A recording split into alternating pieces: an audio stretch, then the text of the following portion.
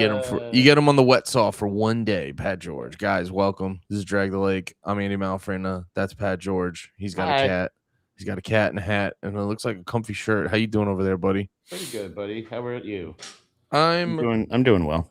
I'm fine. Yeah. I'm happy to do. I always get in a better mood when it's time to podcast, but generally speaking, I'm fine. I just, paid my taxes, so yeah. That was pretty fucking gay. It is. There's some irony in because I did my main income last year. What up, Dunbar? How you doing, buddy? Yes, if you guys, I don't say this enough. If you're listening in the future on the iTunes or the Spotify's or any of those other different apps, we do broadcast this live most Monday, Wednesdays, and Fridays on YouTube.com on the Drag the Lake. It's Drag the Lake 732. You go watch over there. Hang out with us for about 6 hours every week. It's a good fucking time. Yes, this is my main libertarian position is taxation is gay. But also what up, Derek? What up, Dragons? Hell yeah. But yeah, no, it's just my main source of income last year was like gig work. So just basically like DoorDash and I had a shit ton of savings. And then I mainly did like DoorDash and Instacart and things like that. And just the pure irony of like taxing, because like in those apps they don't, it's like all the earnings are non-tax. So you have to it's your job to put money aside. And it's your job to like put money aside and save that for taxes and stuff like that. And it's just like it's like this ultimate irony of fucking every single human being doing DoorDash is doing it because they have to. And it's like that idea that you're like, no, I'm doing this because I don't have any money. I don't put money aside. Where? Yeah. I think the thing is like, so you say that they don't tax it, but I'll tell you, I don't know, man. Cause they don't. I'm saying when I go DoorDash and then I get the payout at the end of the week, they don't tax that, and then you have to pay the taxes at the end of the year. Yeah, well, that's what I'm saying is I got my thing from WAG at the end of the year, my like year to date, essentially how much I made gross, how much they charged me. Damn, they called you gross? Sorry. I really didn't think that was necessarily. I don't know why they would do that. They're like, yes, you made about $2,000. Yeah. Just everything they told you. They were yeah. They're like, why are you holding your nose while you're reporting my earnings? That's weird. No, you disgust us with your filth. No, but I thought it was like real quick. What up, Germ? How you doing, buddy? Germ not in the mix too often. Sorry, go ahead. But I think there's a weird thing that in the breakdown, it said there was a part that said taxed, like how much I was taxed that year, like essentially taxes removed, or I can't remember the exact wording. Here it is. Taxes collected. So then I was like, so then the guy started adding it to the total of how much I made. I was like, but I already paid that. Yeah, you're like, what is that? That's interesting. I paid taxes on. So I'm assuming. So this is the thing that frustrates me, is the fact that like when it's like the same thing, the little nitpicking things you see on like all these apps where they're just like service fee and like for Uber Eats service fee and delivery fee. You're like, that's literally what the service is. The service is delivery. Yeah. So you can't charge me a delivery fee and a delivery fee. Well, they do, and they just do. You're becoming one with your couch, and you really need that P. Terry, so they can do whatever they want to your cute. I just don't want to drive. It's one of those things. I'm like, I'll pay a lazy. If you put lazy tax, I'll go. Yeah, you got me. But if you just are charging me twice for the exact same thing, and then taxing me twice on the same wages, nah, dude, I turned to give it to Israel so that they could fucking kill some more innocent people. Well, I don't agree with that. That part I like. When I paid my taxes, I did the kiss to the sky like they do in the Hunger Games, and I just said, "I love you, Benjamin Netanyahu." That part I like. I hope to put it in a card for him, or do I like? Oh, I hope this kills a Palestinian on its second birthday. Oh, cool. I hope they bomb more people during the ceasefire. What a cool bunch of guys. Oh, yes. I hope this is so, whatever. I don't know. Whatever. I look, man. I don't even think like because Oh no, I was gonna make the joke. I turned into dude when I started realizing how much all those apps like. I remember it was in Jersey. We got food at a Greek spot. Which, if I can make a sidebar, there's not a cheap Greek spot in the world. What? There's not one reasonably priced Greek restaurant in the world. That's interesting. I mean, the one we went to was pretty fun. You should go to that one. You should try that one. Okay, I'll try. Just give me the name. Actually, I think it was called the only cheap one in the world. Fuck you, Pat. I think that was the name of it. Yeah. Like, don't tell Pat. Don't tell Pat this is the most affordable Greek gyro you'll ever have. They have a picture. They actually had a picture of you in the window that said potential happy customer. He just doesn't know. It's you going. It was actually me pictured outside their business, but they turned all the lights off, and it's just me. It's just it's a speech bubble next to your head going like, those prices are too low. They gotta be fake. I'm Pat. Those prices are too low. No, my beef with every time I get Greek food, and because first off, too many vegetables, and that's not just me being anti-vegetable. I'm pro-vegetable in the right setting. They just try to like zhuzh it up with too much vegetables. It's like, brother, I want more of that lamb. Give me the lamb, not the vegetables. Brother. But they don't cut shit up into small enough pieces. Go call the Mexicans. The Mexicans know what to do. Cut them up like the Mexicans. Greek people don't cut the vegetables up small enough. This is the see, now here's the problem, right? Greeks don't know if they're Italian or not. So what they do is they'll start a pizzeria and they'll go, here's your salad. And they're the ones that are going like, salad. I'll cut the tomato into 4 pieces. There you go. And then an onion. How about just in half? And I don't know. Yeah, dude, I don't know what it is about Greek food. They don't like their vegetables diced. They do not like them diced. They like them halved and quartered, but they don't like them diced. They didn't have time to put their meat in the pan. They just put it on a stick and on a fire. Just go, look. There's steps here. We've learned other steps here, fella. Yeah, they're watching you cook a burger. They're like, hey, did you form that around a stick? Why ain't they on a stick? Where's your fire? Did you form that or did you form that meat around a long sword looking thing? Where's your broiler? I don't understand how you're cooking all this lamb. That's not lamb. It's so funny. I go from as a kid growing up in Florida until I actually ventured to the Greek places. I go from never ever having lamb in my life to going like, what the hell is that big hunk of meat? And they're just like, that's lamb. You're like, that's lamb? Wait, are you talking about isn't the big rotating one always chicken? I think it's a mix. I think they mix everything. Well, no, I think it's dealer's choice now that I think about it. Because I was going on a YouTube journey and I watched them. Dude, I felt like such a dumbass when I was watching them set up the giant rotating meat. I go like, wow, that's a big chicken. And then I watched it and I'm like, oh, they're putting a bunch of chicken breasts on it. Yeah. No. That too. Oh, that, yeah. I thought they just found a fat animal.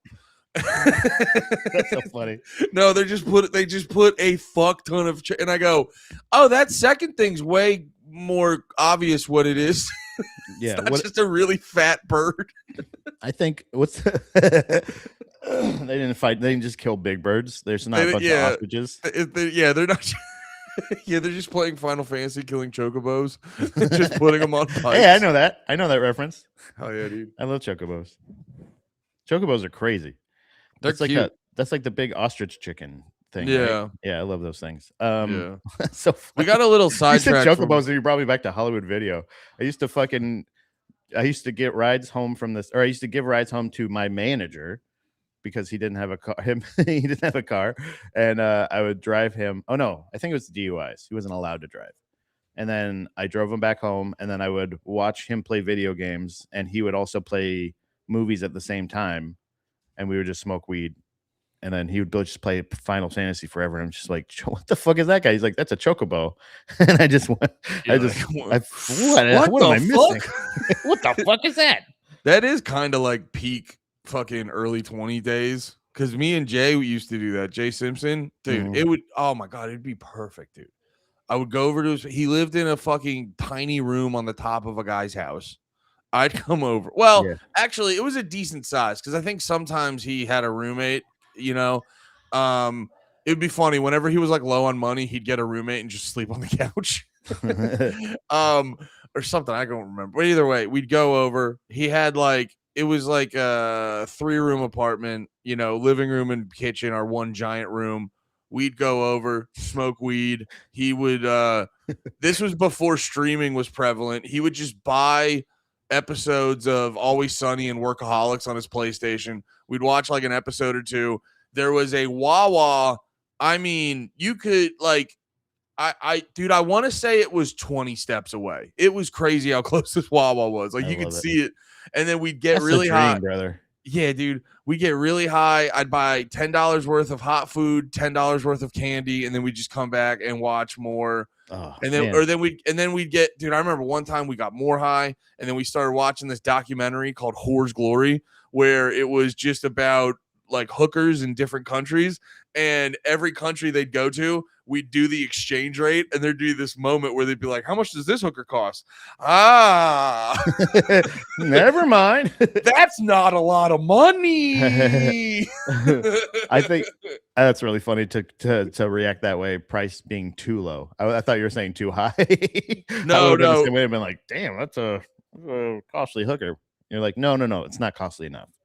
Well, no, I remember they did at one point they did Mexico, or they did India. They did do Mexico, which Mexico was more like, getting a hooker should cost a little bit. There's an amount that's so low that you're like, this feels like the sex slavery is too obvious when it's this low. Yeah. But like we were watching it, and like I remember we did the exchange rate for the Indian hookers, and I was like, oh, I got 4 hookers worth of food at Wawa tonight. That's sad. Brother, it's so funny that that's like the peak, what you think of like as peak like time growing up, because I kind of have the same idea. I was living with not the hookers part, but the playing video games part. It was me, my buddy Ian, and my buddy Elliot. We all lived in this house right off of 9th Street in St. Pete, and it was I like probably the closest I ever had to like living at a party house. But the partying that we did was literally, I worked at the Hollywood Video down the street, and my buddy Ian figured out how to burn games, how to like copy them. Then he jailbroke a PS2 to like be able to read those. Yeah. And also hardwired it to the internet. So then we hooked that up to the extra room that we had in the house, this whole white wall, like essentially blank apartment kind of whatever house wall, and hooked the PS2 up to the projector, and then just played nonstop. Like what was it at that time? It was Battlefront 2, Star Wars Battlefront 2 online, which was crazy, just nonstop over and over on this projector. And then also, was it Mafia? Or was it The Godfather? Was it The Godfather game? Am I remembering that correctly? It was like a Mafia game, but it was like Grand Theft Auto. I think there was a Godfather game, but you were probably playing Mafia because that one was way more popular. I wanna say that I remember like the picture being Godfather, but I don't know if it came out that far back. But it was essentially like a Mafia game set. Well, there literally was a game called Mafia. Right. I remember that. Like but I think it was newer, because I remember it being like a big deal that we had it and we didn't have to buy it. And he just made a copy of it and we just played it there. Battlefront 2. It's one of the best games ever. I haven't played it. Godfather, maybe it was Scarface. Oh, okay. It might have been Scarface. I think it might have been that. And like, but brother, just countless hours, like where you don't even realize what time it is. Like, just and guess this is the funniest part that this reminded me of. That was about probably half a block, maybe about 20 to 50 steps away, was a fucking 7-Eleven where we walk there, get pressed Cubans, baby. Oh my god, a pressed 7-Eleven cube. That's what I'm saying. Regional sandwiches at 7-Eleven slap. And you don't get them in other places, but in Florida, it's still an Indian guy making it. Oh yeah, it's still the same, and it's still the same like setup. He's like, "How you doing, puppy?" But they have their pre-made sandwiches that they have over in the little cooler section at 7-Elevens. Yeah, those I found out after I moved to PA that those were like regional, because when growing up, your late nights food was go to 7-Eleven. get a pressed Cuban, some chips, a soda, or whatever. Fucking, and it was like nothing. But like just walk, just doesn't matter how fucked up you are. You could just walk to that 7-Eleven, go get a pressed Cuban and some good ass fountain drinks. God damn it. Those were the days. I actually got to give 7-Eleven. God damn. I got to get, well, dude, I also think too, back in the day, like a 7-Eleven could be more personalized to the like franchisees' taste. I feel like now it's all, because every 7-Eleven I go in is like mushy wings. It's all mushy wings. Yeah, but I more mean, how like every Target you go to is like the exact same Target? Like there's almost never, like you have to go into a city or something like that to find a new Target. Like just have a different layout. Yeah. Every Target is almost like the only difference I see in Targets now is the food on the left or the right side. But other than that, they're usually like the exact same Target. They'll have like whatever the local high school you can get their fucking jersey or whatever. But yeah, that is weird. That is weird that they do that. I don't know. I'm kind of a fan of it. I used to do it all. I used to just buy the middle schools football jersey. Hey, East Lake Titans, am I right? Yeah, I thought it was funny just being like, "Oh, do you have a kid there?" I go, "No." Nope. Just big fans. I just like to watch. I just think they're a lot of promising youth over there. Really just good athleticism. No, oh yeah, but no, 7-Elevens all feel kind of the same when you go into them, but I feel like back in the day you could kind of, it's like McDonald's ruined that, because the McDonald's set up the model of having everything exactly the same every fucking city you go into. Yeah, because I remember I forget if I read this book, it's called Fast Food Nation, and yeah, they were saying that was going on. Like they would set up the McDonald's and they would like franchise them out, and then they would go check them out to see for like quality control. And you would just go to a McDonald's and they'd be serving like ribs and shit like that. They'd be like, "No, it's burgers. You have to do burgers." But yeah, I don't know. Sorry, something about I got real sidetracked on the fact that you get a Cubano in 7-Eleven. I go like that fucking rips that you could just kind of like throw your own. I am a fan of that. I am a fan of the like. They were pre-made, like they were 7-Eleven sandwiches.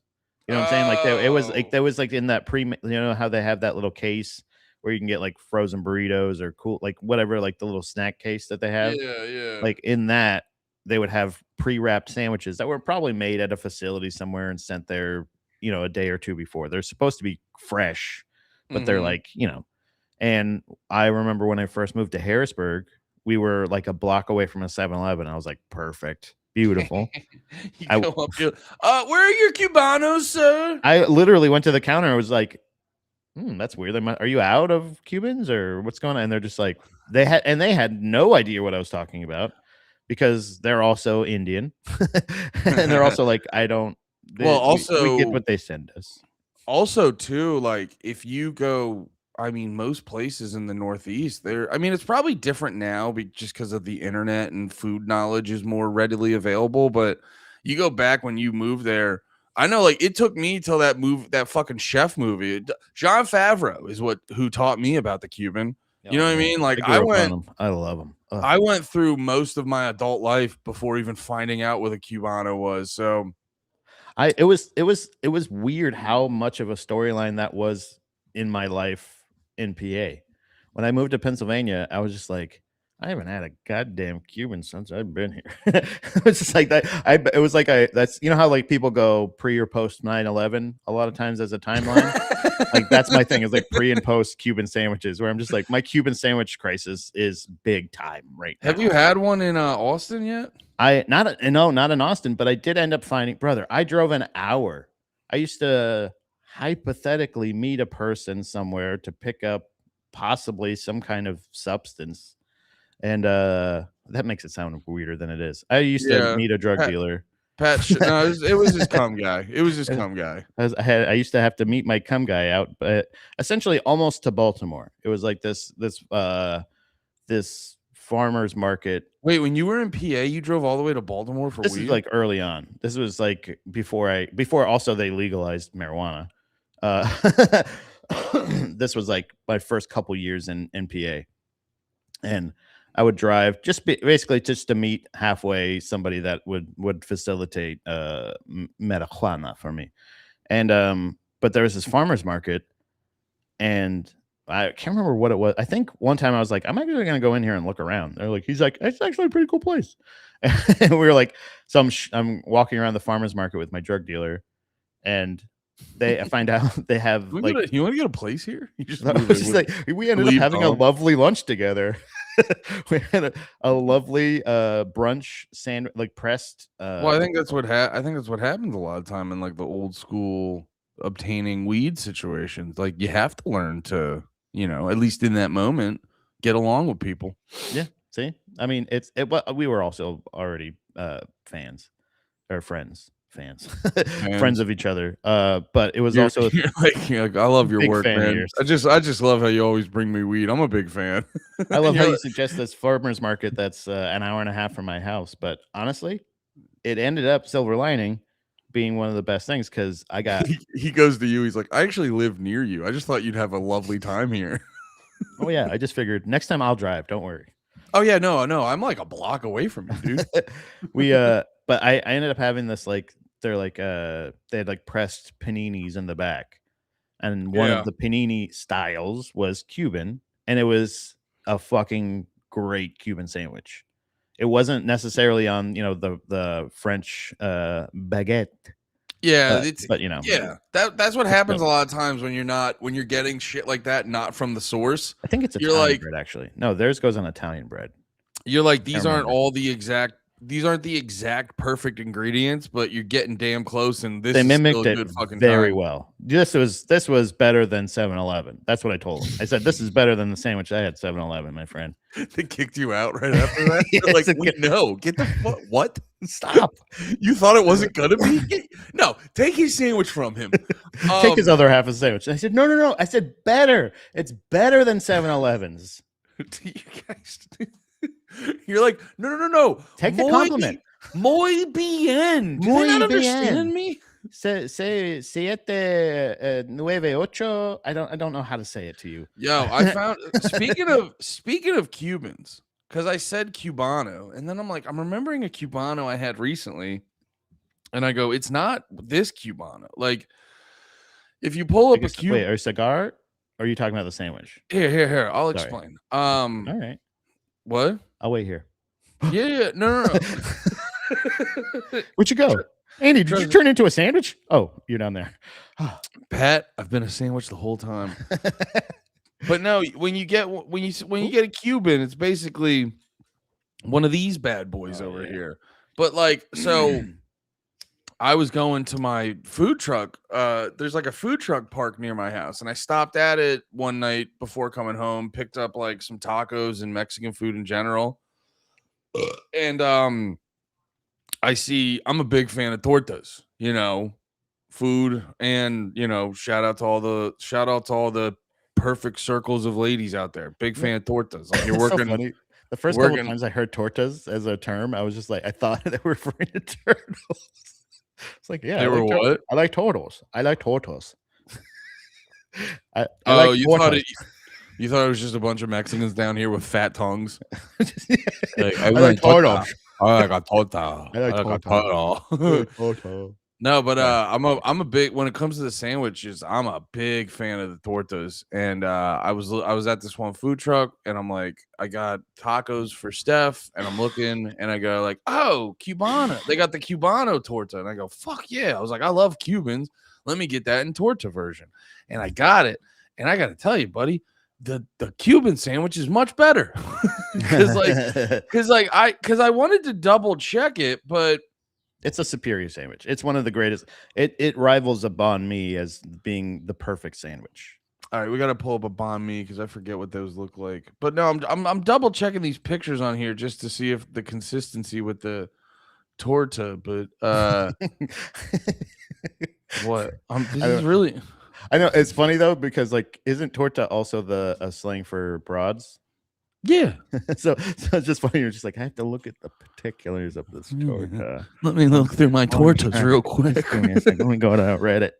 Like, short episode today. Andy had to Did Big Sandwich bring us down? What Yeah. happened there? Sorry about that, guys. Big sandwich. No, something fucking happens when I do a screen share occasionally. It like boots us off. It's very stupid. I'm I'm gonna have to talk to somebody about that. I'm gonna say I'm gonna look into it, but truthfully, I'm probably gonna do nothing about it. Now, are these fools cutting hot dogs in half and putting them on their sandwiches? What is so? this? But that's the thing. They're doing like, but I was like pulling them out of the sandwich. They're not even really like hot dogs. There's some sort, like, you know, when people have like knockoff hot dogs, like they're like long Vienna sausages or something like that. These are knock dogs? Yeah, these are knock dogs, dude. Wait, isn't that what they did to the Jewish people? No, that was knock buzz. Yeah. Hey, What? you know what? Broken clock's right twice a day, apparently. But no, I took a bite into it and I see these giant fucking knockoff hot dogs in there and I go, you know what? Get them out of the country, dude. Get them. Like, wait a minute. This is not. See, this is my situation. So this is not a Cuban sandwich, which is that's nice what to I know. Because also in the torta world, it's not like a Cuban torta, it's a Cubana. Yeah. And I think now I'm gonna have to do some good. Is Cubana a different word? Am I just honky? Is it the lady version of Cuban? You're supposed to. I like tortas. I like tortas. Hell yeah, brother. Wait, did you make me the meme? Am I the meme? What? Derek said I just put a I like tortas meme. The Discord. Yeah. Oh, dude, did you put it on? Oh, dude, did you give Pat the makeup and everything and just put fat Latinas behind him? Is it in the sim chat? Oh no, he just put it in general. No, I like that. That's good too. That's basically it. I told people that's me as a kid. I don't get the waving high thing. I don't get that. But I like it. I do like it that it's an option. But Cuban is just Cuban. It just means Cuban. It's just the Spanish way of saying Cuban.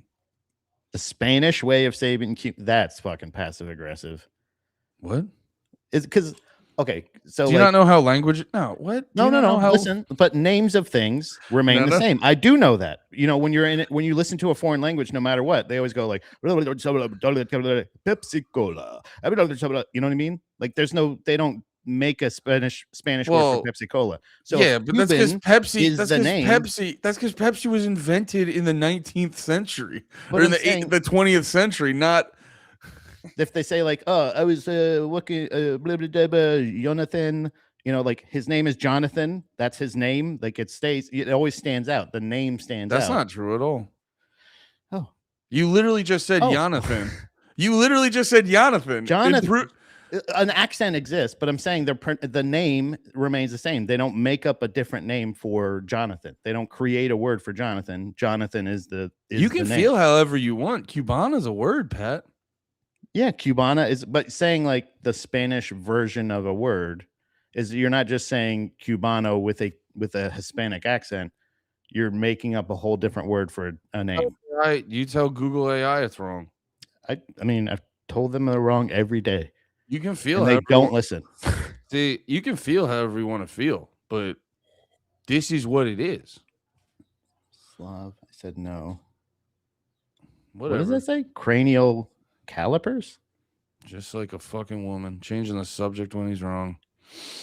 Just getting ADD when you're fucking wrong. That's crazy, dude. Google AI is wrong a lot. Dunbar says. All right. Well, Dunbar watches us religiously every day. You trust that? You trust a fucking piece of shit like that?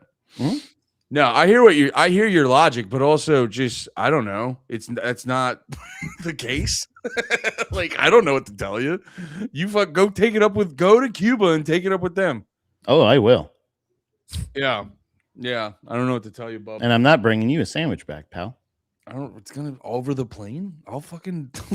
I was gonna sit on it to keep it warm. Okay. Well, okay. No. I didn't know. I didn't know it was that under ass cheeks. But anyway, guys, taxes. We always get to food. You know that. Oh, man, I'm always in such a miserable mood, and then we start podcasting, and then I don't like when I wanted to like rail against a bajillion things, and then we start having a lovely conversation. I go, things will be fine. Railing is fun. I like railing, but I think and I'm going back and forth on this. I think I like the warehouse fires. I don't know why I like it. I mean, I really like it. Well, and I'm not advocating it, and I'm not saying anyone should do it. But me personally, I'm going, whoa. Here's my thing with the warehouse fires. I see those, and I'm not gonna lie, which is you got one retarded guy on a forklift. On it's a like, stand-up all right, enough. And you're like, he just turned it into Adam Sandler. And I'm just watching the video. I go, man, you really can just light all the pallets on fire. And then the whole building will just light on fire. Here's my beef. No. Like, so you, on your story, you shared the video of the guy with like the face tat, and he's kind of like, when fires to start, maybe pay people a little bit. And I'm always just like, I mean, I don't know if that, like, when it comes to the like problem solving, you know what it reminds me of when reminds me of when like all the what Cellrat says. It does.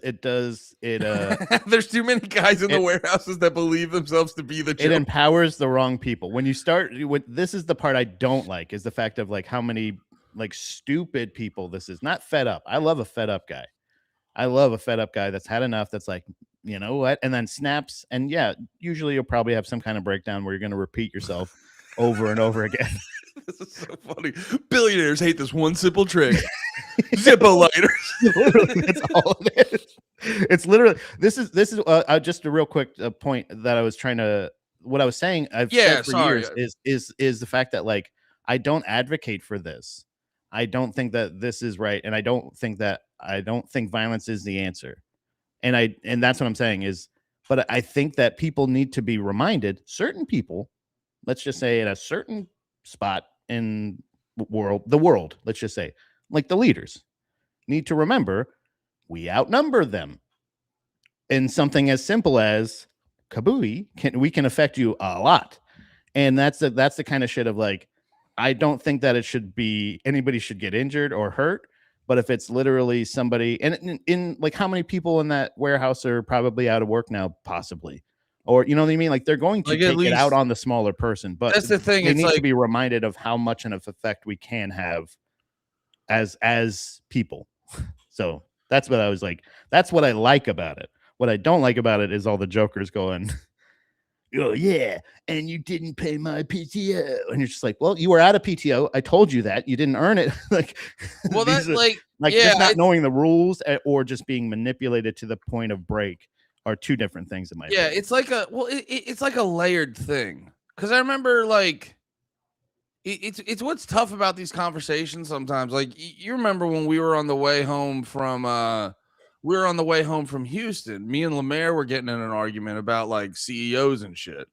And I was like feeling like, I'm like, this feels like I'm defending them. I'm just like making a distinction. Because I think when the reason I'm like super mixed with when all this stuff happens is, when you see that, I think especially everyone who's looking at fucking like, $4 gas prices, or if you live in California, like $6 gas prices, and you look at everything's more expensive, and you got a raise, but inflation went up, so you're actually still lost money and shit like that. Like there is a human reaction where you see a fucking giant warehouse lit on fire, and there's a human reaction where you're like, fuck you. Yeah. And that's valid, and that's fun, and that's real. And that's why you can't argue it. It's a guttural reaction. Like it's but I think you're just like I think a lot of times, like the argument me and Lemaire were having was like saying how, because everyone has this like misconception, because they have this misconception of like the CEOs and the people running companies, that they're just like, oh yeah, they just put their feet up all day and do nothing, and and it's like, no, they're all like, Elon Musk works hard all day, he's on Twitter a little too much. Elon Musk works hard. Is he a net negative to all of human society? Yeah. But like, you don't get to there without without a bunch of hard work. Like, you have to work hard to be an absolute strain on normal people's productivity. You know what I'm saying? And Well, I think a lot of times people associate the phrase like work hard with like positive outcomes. So maybe I need to find a different phrasing, but and I think because when you see stuff like this with like them burning down the warehouses, or like when there will be times where like a Target will get looted, and people will be like, well, they fuck a corporation, they have insurance, and you're like, yeah, but then you got to think about like the human impact on the ground, where it's like, yeah, they have insurance, but you can only destroy a Target like 2 or 3 times before they just go, yeah, no Target for your neighborhood. And then now, boom, 100 some normal people just don't have a job. So I think there's a lot of times people go, like, while I completely understand the human urge to want to do this, I'm always just like, yeah, but then people are out of a job. I don't know if this like this might feel good in the moment. It's like almost cheating on your girl. That feels good in the moment, but then for the long term, is that going to be good for you? So that's kind of like the conflicted feelings that pop up with me whenever stuff like this happens. I think that's the key though. Like, is hard work is a term that can be subjective in a way. Like, so like working hard and or being like having a lot that you're responsible for can be similar. Like, I'm not saying that, hard work is only manual labor. I'm not saying that hard work is only cutting deals and doing this. Like, at a certain point, your hard work looks different. So like, but I don't think that Elon Musk worked his way to that. I think he's always been doing that same level of work of like, whether it be thinking critically a lot, putting together things or whatever. But any of the other CEOs or any of that stuff, it's like, it looks different. But you have to understand that you need to respect hard work just as much as people need to respect your hard work.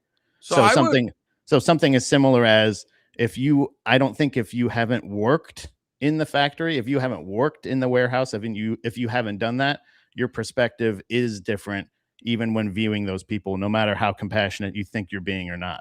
And you need to listen to people a little bit more and then in this situation where like there is also lots of responsibility, I think, on the people that work these jobs and kind of condone it. We were talking about ticket prices on Saturday. Yeah. Like, the only reason they can get away with this is because we're not all burning down the factories and we're not all like walking out. Like, there's tons of Amazon facilities I'm proud of the people that are actually finally doing something, because it's like, they're not listening to you complaining. They're not listening to protests. They're not listening to anything else. So what do they listen to? Action. Now, will they make it right for any of those people? Probably not. They'll probably just go, we're going to go full automated.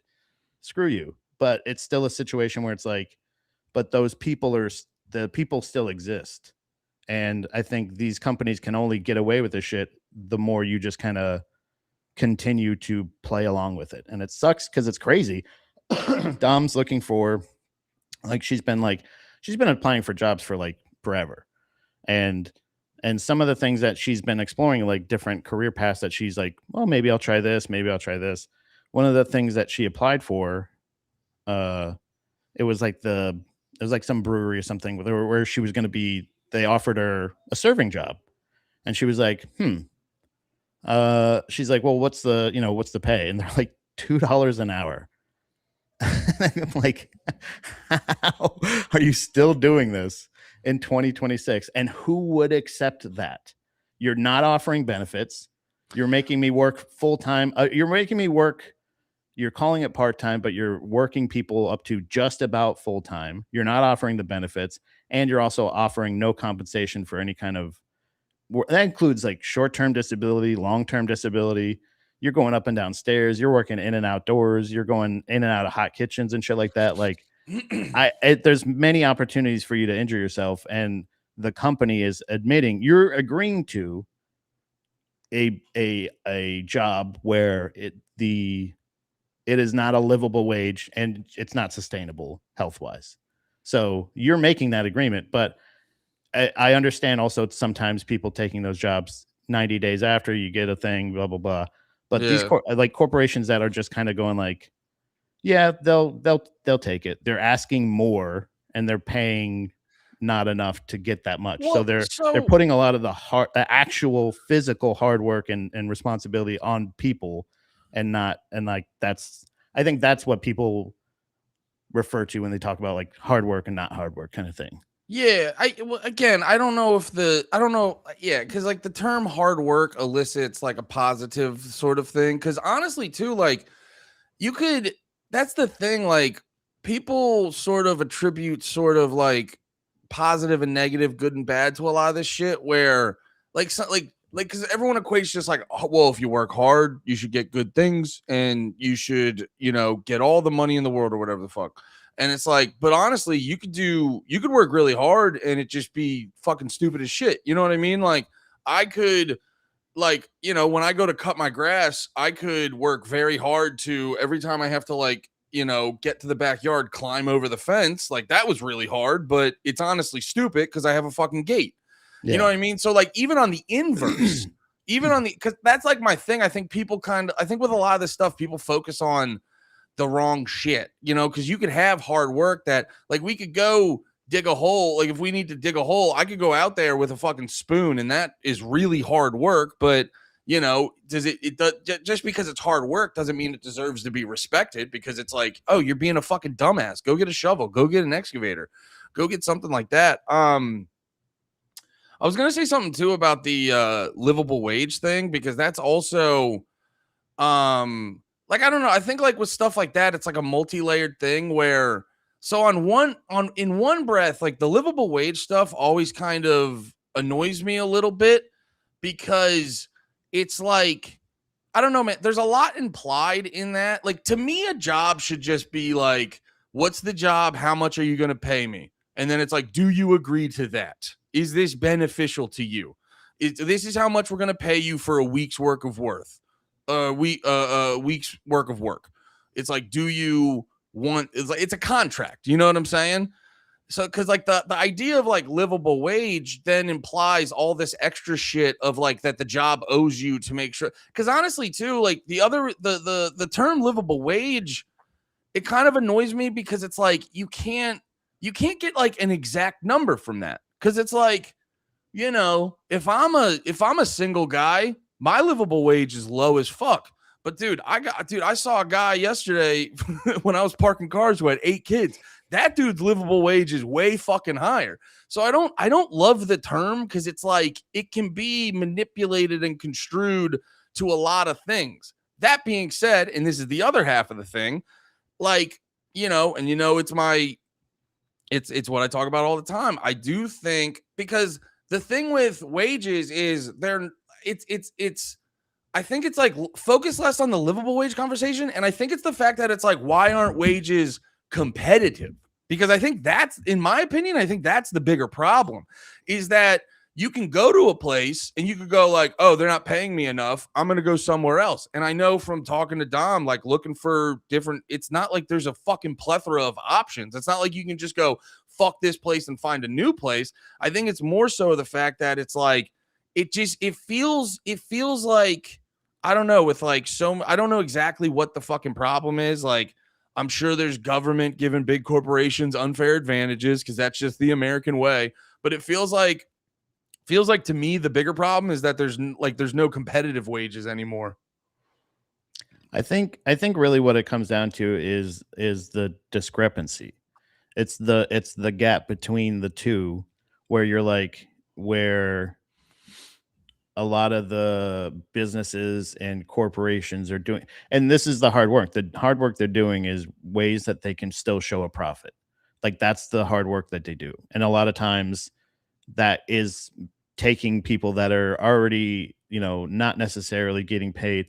And a livable wage, I think, is just for a lack of better term, essentially, is like we want like what, like universal health care or any of these other things. Like I think there's nuanced things that people in their perspective for each one of these things. A livable wage, you're right, is different from person to person.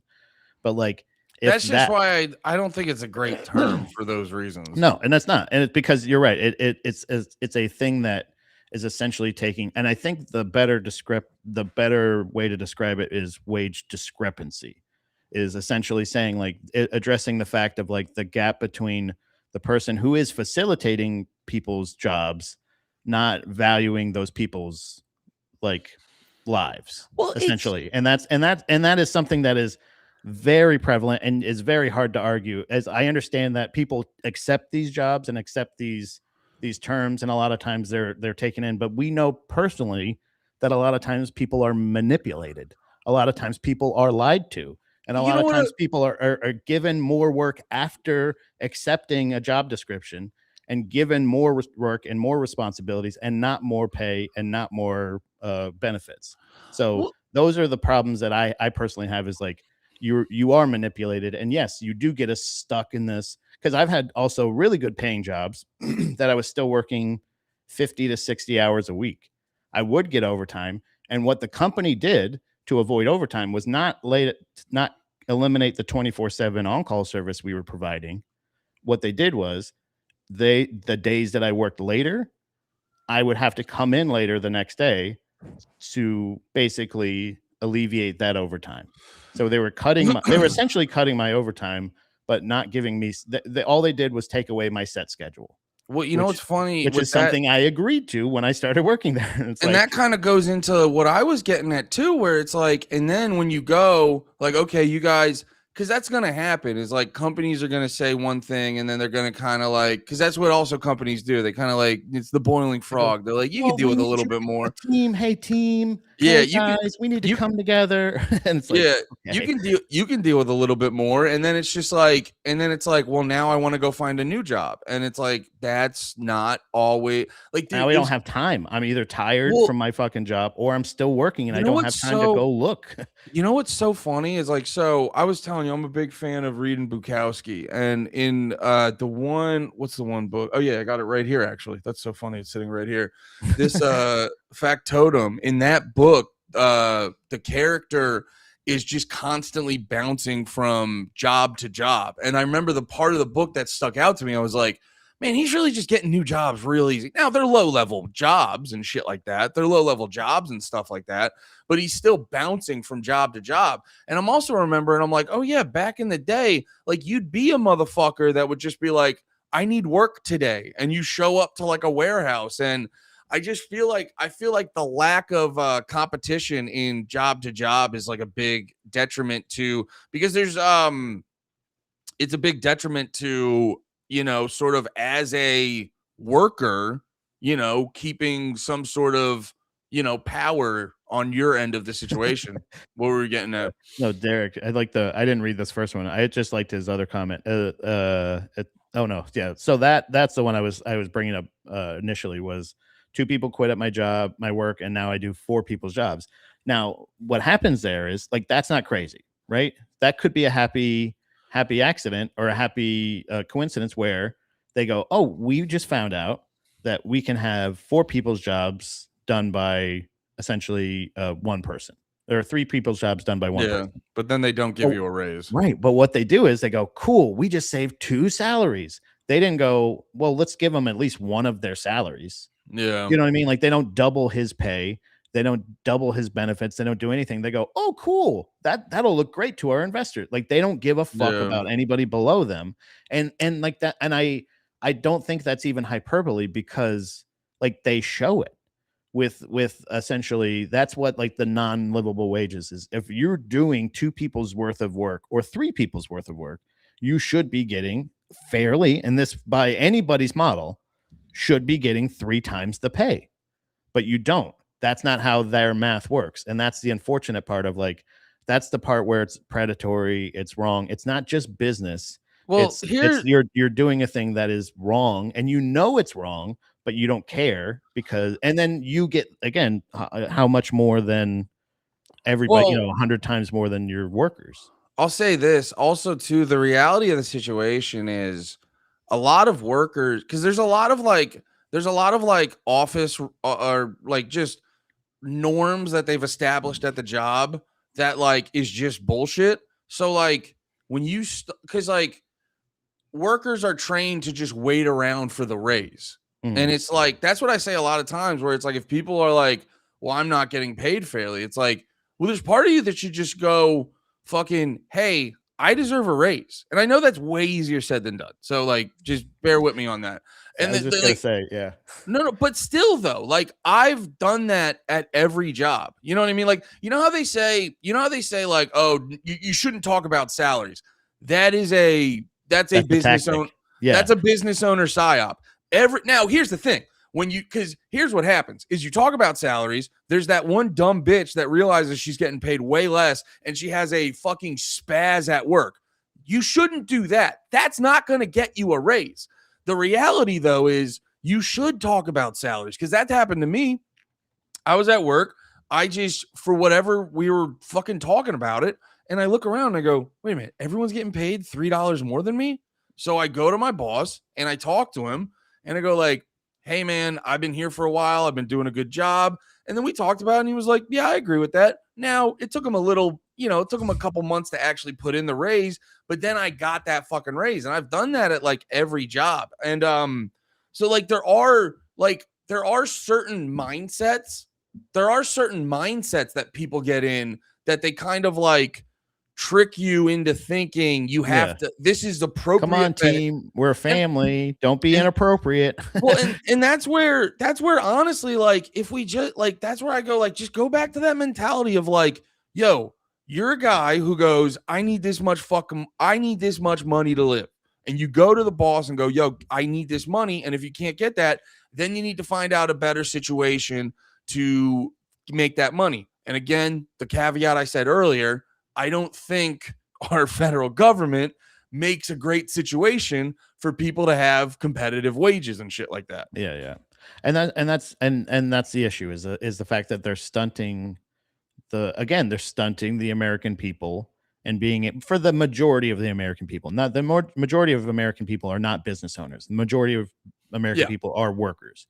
So you are knowingly stunting your own population because for the benefit of profits for you and your buddies. And that's gains. Where it's just like you're and like that's the issue. Short-term gains. You're just fucking people's lives.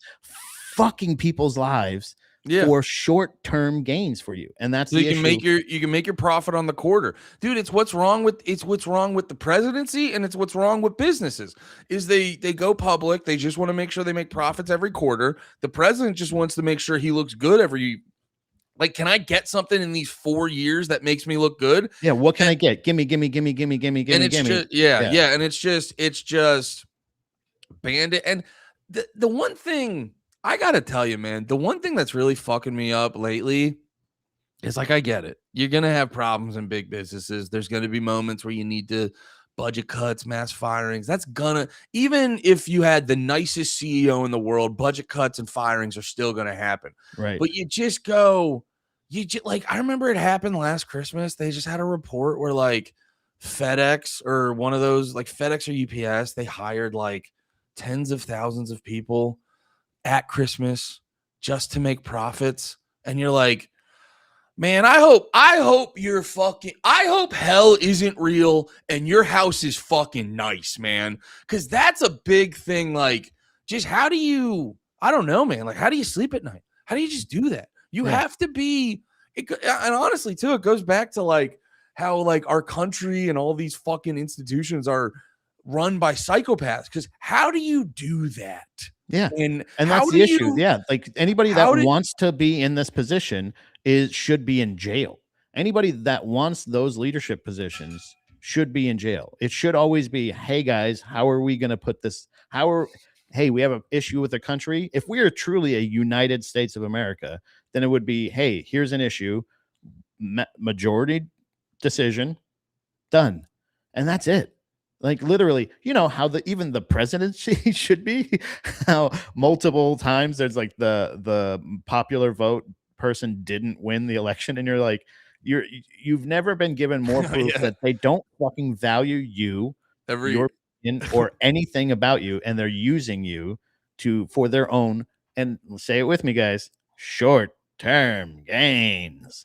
And it's like when they go like, no term limits, I want long term games. You know, like that's all it is. They don't want to serve you anymore. They want to fucking milk you more.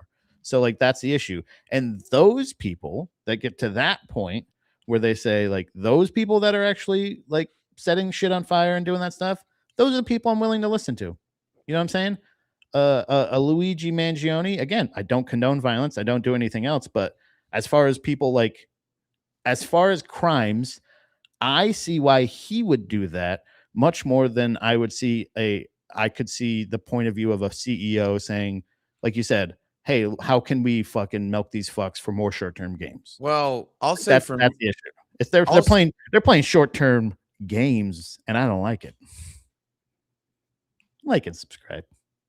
It's bad shows today. I'm just waiting for them to. I'm waiting for the applause to die down, guys. Andy wants to talk, guys. Shh, guys, sit down. Andy wants to talk. Andy, come on.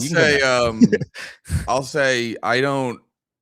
While I don't want to hear from either of those people, the people running the shit or the Luigi Mangiones. Now, do I get why he did it? I've never understood something more in my life. It's like I can draw you a map. I can tell you exactly how we got here. Do I get why the Joker burned down? Whoever called him the Joker earlier? The Joker. A bunch of jokers in warehouses. Now, do I get Joker? He's the Joker. Yeah. Do I get why he burned down that place? Do I get why Luigi fucking did some target practice? Yeah. Do I condone it? No. Do I want to hear their opinion on policy? I don't know. You know what I'm saying? It's kind of like how I'll hear him out. Like, okay, I'm listening. That's one of those things where I go, you got my attention. Now what? Yeah, I don't. Well, but I don't want to support that. You know what I mean? Well, I don't even know. I don't even necessarily want to like waste my time going like, well, is it like, I don't know. I don't think people should waste their time being like, all right, let's all gather around and form our burning warehouses down initiative. Cause like, you know, I think people underappreciate the permanence of destruction. Right, you know what I mean? Like that's a short-term that's a short-term decision this guy made.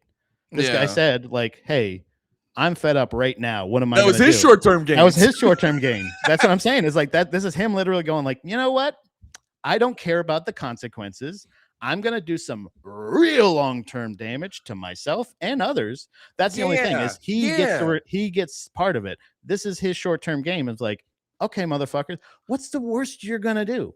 You're going to put me in a box and feed me fucking twice a day and give me exercise? Like, oh no, boo-hoo. I get free rent. I actually get people to pay for my shit. He's like, cool, I couldn't in a prison. I'm already in a fucking prison. I couldn't afford my apartment and groceries. So you're actually helping me. Thank you so much.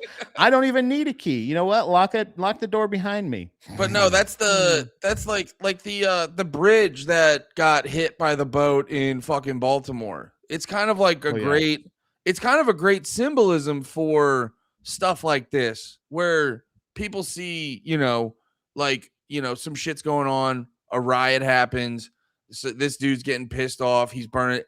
It feels good in the moment, but I'm not a fan of destruction because I think there's always these like long-term consequences. But at the same time, you know, in a metaphorical way, I do agree that there are, because I always talk about it too with like the federal government and stuff and how our government functions. I go like, honestly, it doesn't fucking work to begin with. Get rid of it. So I understand the impulse, but I am hesitant around like almost getting behind, not saying you are, by the way, I'm hesitant getting behind destruction because it takes a while to build stuff up, and you know, you can destroy something in an instance and you're not necessarily going to get that back the way you thought. You know what I mean? It's not always like, all right, get this out of the way and start over and we got a new one, you know? Yeah. I think there's a, I think there is a level of, like you said, understanding. I get why somebody would do this shit, but I don't ever get to the point where I'm like, I would get. I don't know, man. Can I actually say I think this, it's just Joe? people that give up. I think it's just people that kind of. Yeah, sorry. Go ahead. Can I? No, you're good. I just because G Bresto had a comment that kind of reminded me of the main point I was trying to make. I got a little sidetracked. He goes, "Yeah, the conversations are exhausting and used to placate voters." Yeah, I think people like when this happens, people overanalyze like, is burning buildings the strategy? And it's like It's not that. the answer. It's That an answer. It's But not like, the answer. but like that, something like that, you almost just have to be like, that's just what happened. And the more important conversation is like, yo, why did a guy just want to burn a fucking warehouse down? Well, Like and that's the point of like the mass shootings conversation, that any of these other things where we're like, is it guns? Is it regulation? Is it and it's just like, it's who wants to do this? Who thinks it's not even a perfectly, or it's the answer. That's the thing, is you're right. Both of us are in agreement in saying, I don't think it's the answer to shoot somebody in the back in the street because they're the CEO of a medical company. But what it has done has had me go like, oh yeah, but you know what? What it turns out is a lot of people are going like, it's not the worst thing in the world. You know what I mean? And you're like, wow. And you got to go, why is that? But yeah, exactly. You're not asking the questions of like, how did we get to the point where most people are saying like, I don't think this is right, but I'm not against it. Bro got shot, and the dude got shot, and the reaction wasn't unanimously, oh my God, that was horrible. The reaction is like, what's for lunch? You know what I mean? You know what I'm saying? And more public figures that are, it's like, we're not losing our humanity. We're being, the things that are happening are not to like fellow humans. They're people that are showing us that we think we're more than you, we're better than you, we are valued more than you. And even though we rely on you almost 100% for profits, for gains, for everything, including you just accepting the manipulation. But like it gets to a point where you're like, you don't value like human life. And it's not even about like, well, I got to get mine, I got to take care of my family. No. You don't value life. You don't, and it's not even a thing of like, there's no shaming, doesn't do anything, calling them out, you know what I'm saying, like doesn't do anything. This is a thing that none of us have tried yet that is getting our attention. So it's like one of those things where I'm like, I don't think that it's, and this is what I was getting to before, was this is my worry, is how many people this will in their minds justify their crazy actions for their own personal vendetta.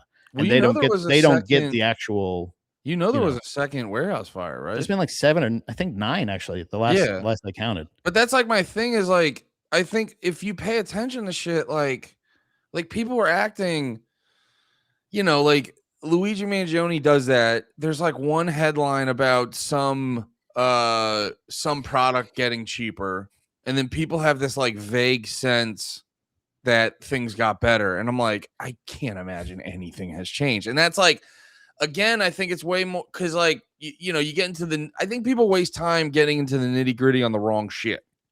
Oh, that's what I'm saying. It's like, no matter what, we end up getting down to the conversation of like, oh, so I guess people are outraged online and some people aren't.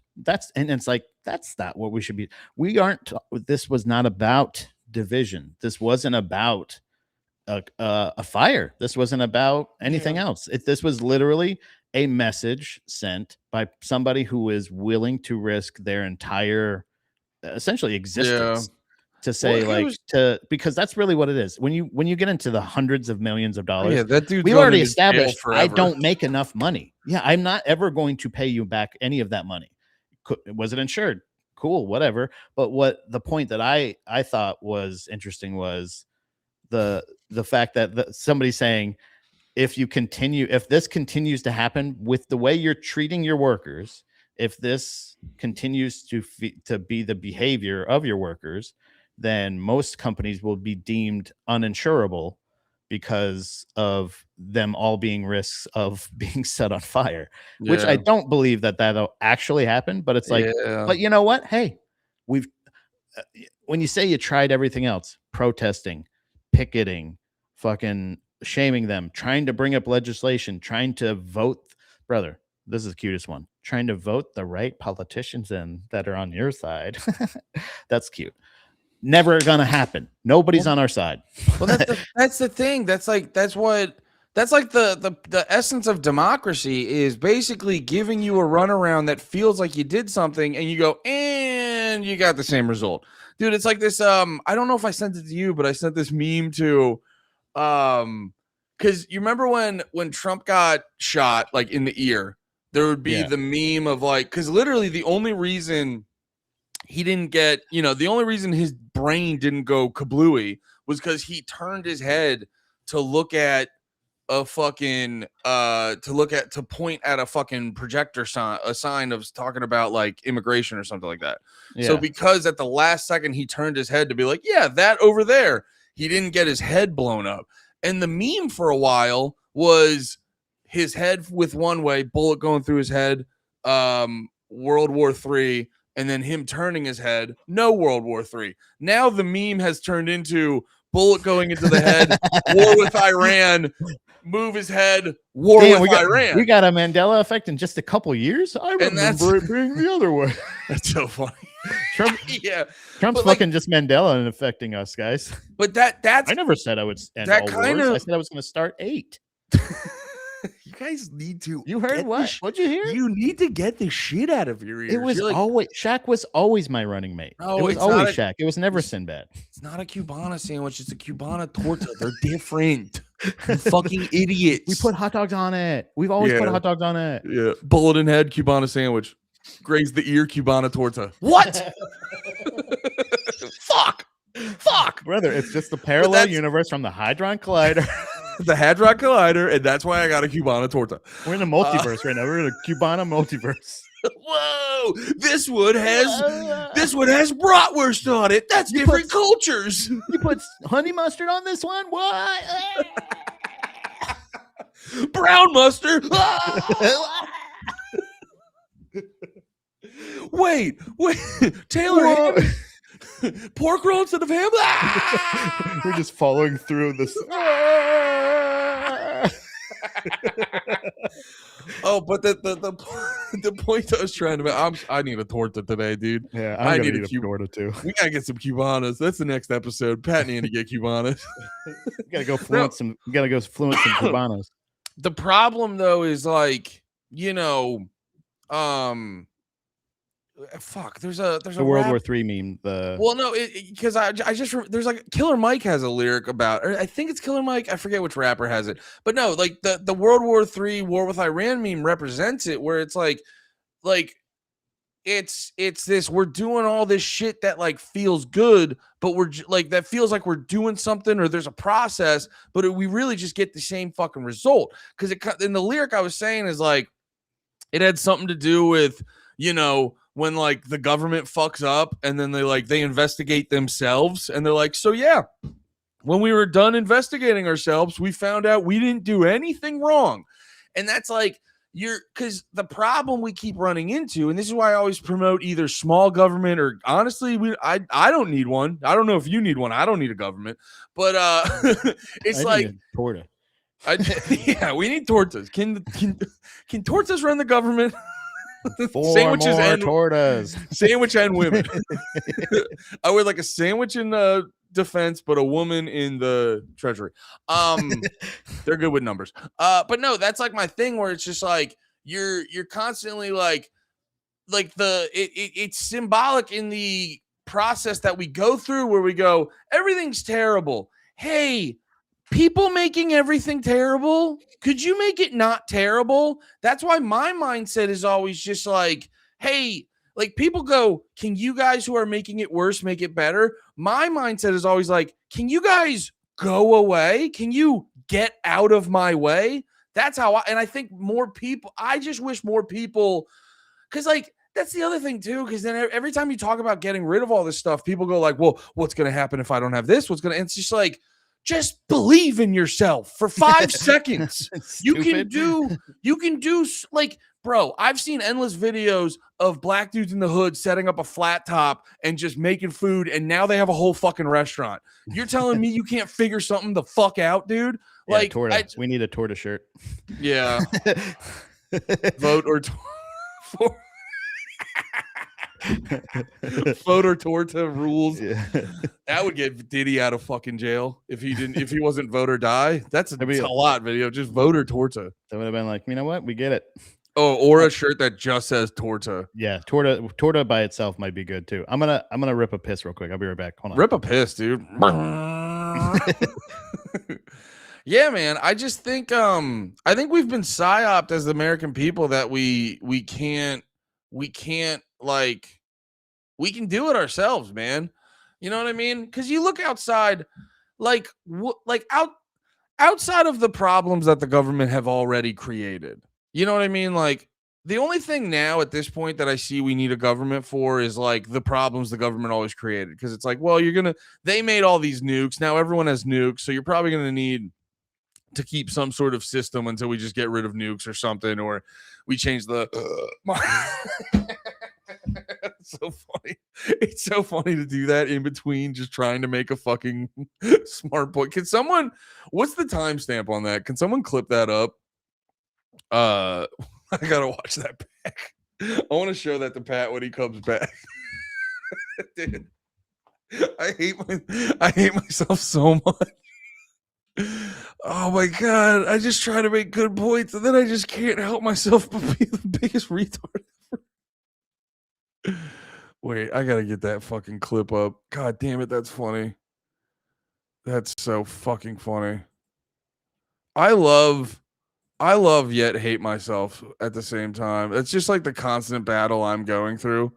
It's a constant love-hate relationship of myself. Oh yeah, I don't pay for ads on the panties page or on the panties page we do on the Drag the Lake page. Wait, where is it? I gotta show this. Oh yeah, here we go. Yeah, man. I just think I think we've been psyoped as the American people that we can't like we can do it ourselves, man. You know what I mean? Because you look outside, like outside of the problems that the government have already created. You know what I mean? Like the only thing now at this point that I see we need a government for is like the problems the government always created. Because it's like, well, they made all these nukes. Now everyone has nukes. So you're probably going to need to keep some sort of system until we just get rid of nukes or something, or we change the Dude, I fucking suck so much ass. Pat. Yeah. Welcome to my world. Dude, you want to see how much I fucking suck ass? What are you talking about? This is real life. This is genuine real life. Wait, where'd you go? I didn't go anywhere. What are you talking about? I did. This is what happened when you left. Created. You know what I mean? Like the only thing now at this point that I see we need a government for is like the problems the government always created. Because it's like, well, they made all these nukes. Now everyone has nukes. So you're probably going to need to keep some sort of system until we just get rid of nukes or something, or we change the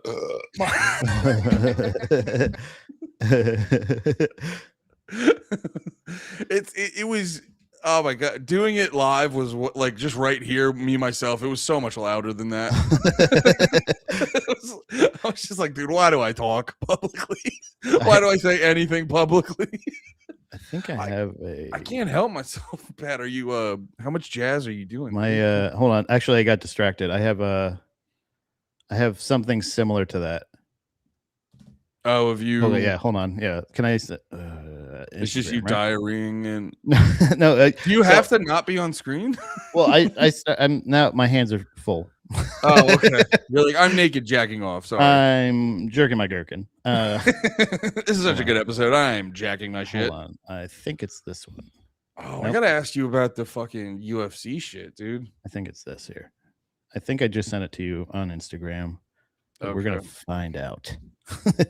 We're gonna find out, and I'm gonna just do a quick research. Just a quick Google. Hell yeah, dude. Is that it? I'm Googling, brah. I think that was it. I think that's the thing I sent you. Yeah. Wait, hold on. Let me bring the chat back up. Hi, chat. Yeah. Yours is so much louder than mine. Oh, yours is way better, dude. What? So like I can watch things without you guys hearing it, and I just watched it, and it's so good. Oh, this was also during my live when I used to do GDP live during the pandemic. Well, it's great too because the camera angle's so tight, and you have 90 things behind you, and you just you look like so. All right, let me talk about. There's lasers in the There's there's little mini gremlins in the COVID vaccine. You get your own mindset of what traditional is. You get your own mindset. You're not even phased. That's why when you did it, I was like, yeah, brother, welcome to the club, man. You don't even fucking get tripped up. You just get of what traditional is. that a lot, that had a lot of bass to it. I like smelled it when you did it. Oh my god! I had so many times. There was so many streams that I had that ended. I made a compilation. I made so many fun promos for that. There was I made basically a supercut of me having to piss every show, and like me frantically going, "Okay, guys, gotta go, bye, and like trying to close the stream before I run downstairs. That's so funny. Yeah. Hey, so that's just what you guys are. That's what you are here for. I was gonna say pay for, but we're not gonna do that, guys. We're not doing that. It's Monday. Hell yeah! Sorry. Dulce just sent me a sick pic she took of me. What if it was just that George Costanza picture? Oh yeah, I paid her for some tasteful nudes. I paid Dulce to take tasteful nudes to give this. I got these for you, baby. How do you think that your wife would react to that if you got boudoir? Because that's the thing. That's a weird thing that like it's always in the woman's quiver for a little gift. Year they're just like, oh shit, I didn't think of anything. It's either like whatever gaming thing gift card or boudoir picks. Like they pull it out. Dom pulled it out real early. Nice. But her lady friend photographer took them, and I was like, damn, I honestly the gift would have been just let me be in the room when you're doing it. Yeah. Because that's hot enough. Having a woman instruct you to do sexy things honestly for my pleasure is essentially the safe. That's like that's like a Sears cuck. Yeah. You got a nice honestly, Sears row cook.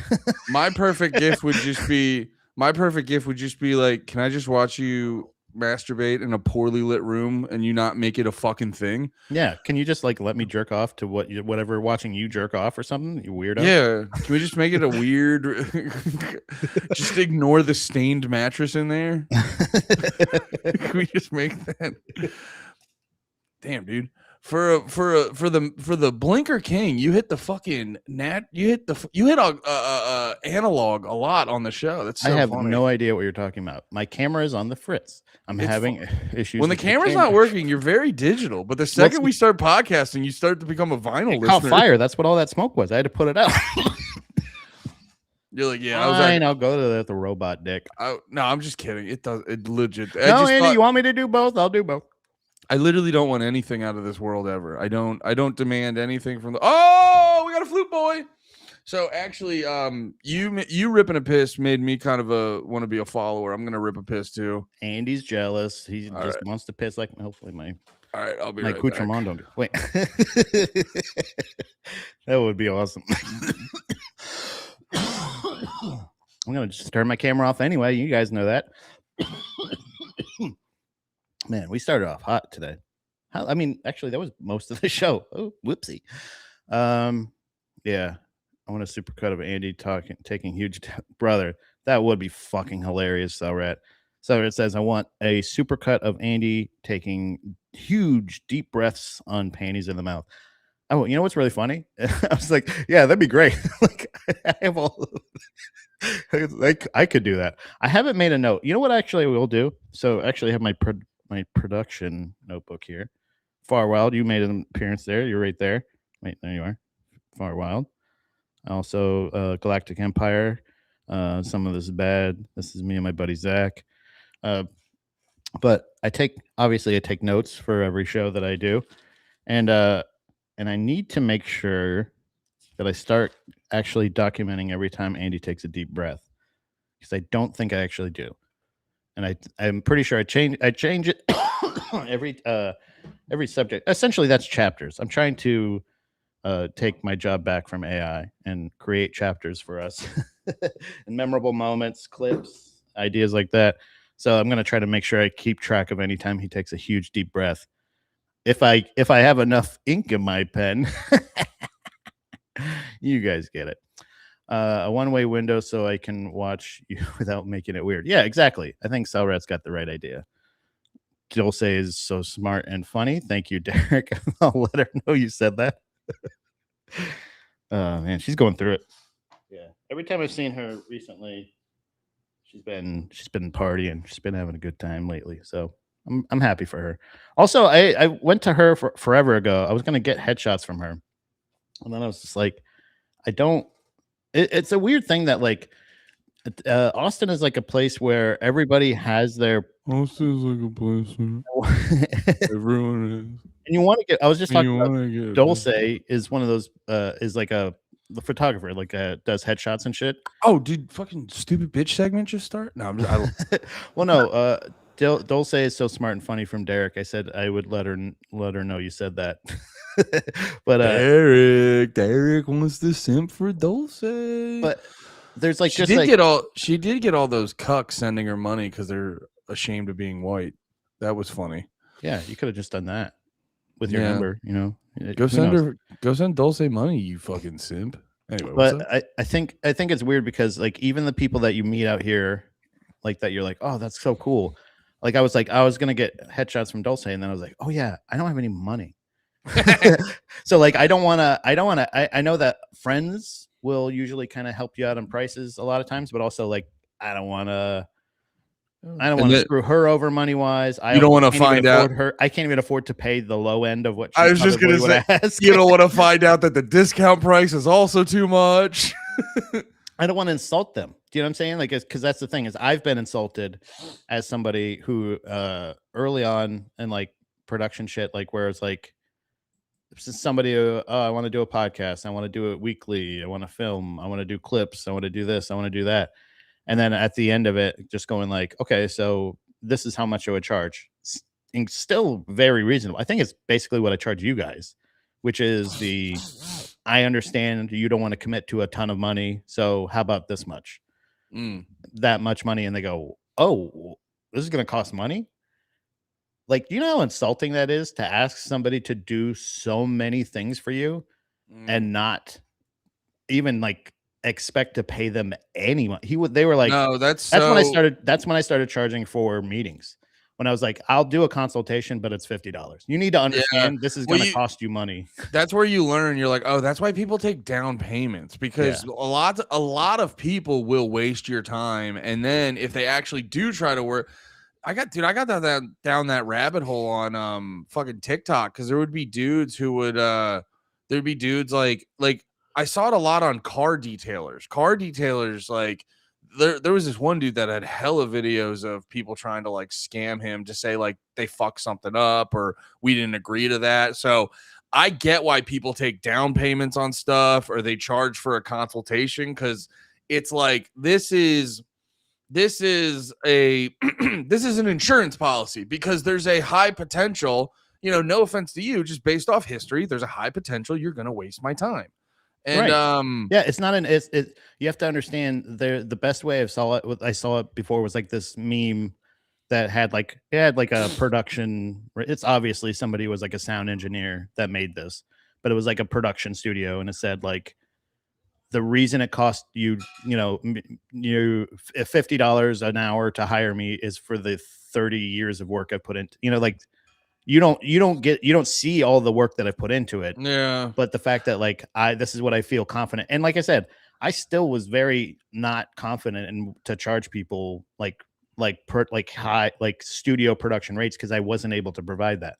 But I was able to provide them quality shit. Because if it's my shit, I know what I can give you. If you're asking me to do other stuff, then it's like, I'll charge you this much. And I wish people, I'll do my best. You'll either really love it or you'll be like, I got my money's worth.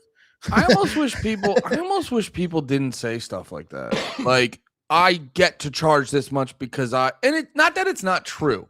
Yeah. Because it almost goes like, it reminds me of all the times people will find out like you remember people will be like, oh, you're a comedian, can you tell me a joke? And then I would always talk to comics and they'd be like, they'd find this like elaborate way to avoid having to do that. And I go, you can also just say no. Yeah. You can just go like, oh no, I get like, and not even on some like I get paid to do that shit, which I do, but also on some like, this is rude. This is weird what you're doing right now. Like, it shouldn't just the fact that I'm a performer and you deem what I do as a fun thing. So like you guys can just like weird, like not abuse isn't the right word, but like you feel more entitled to my behavior because like my thing is fun.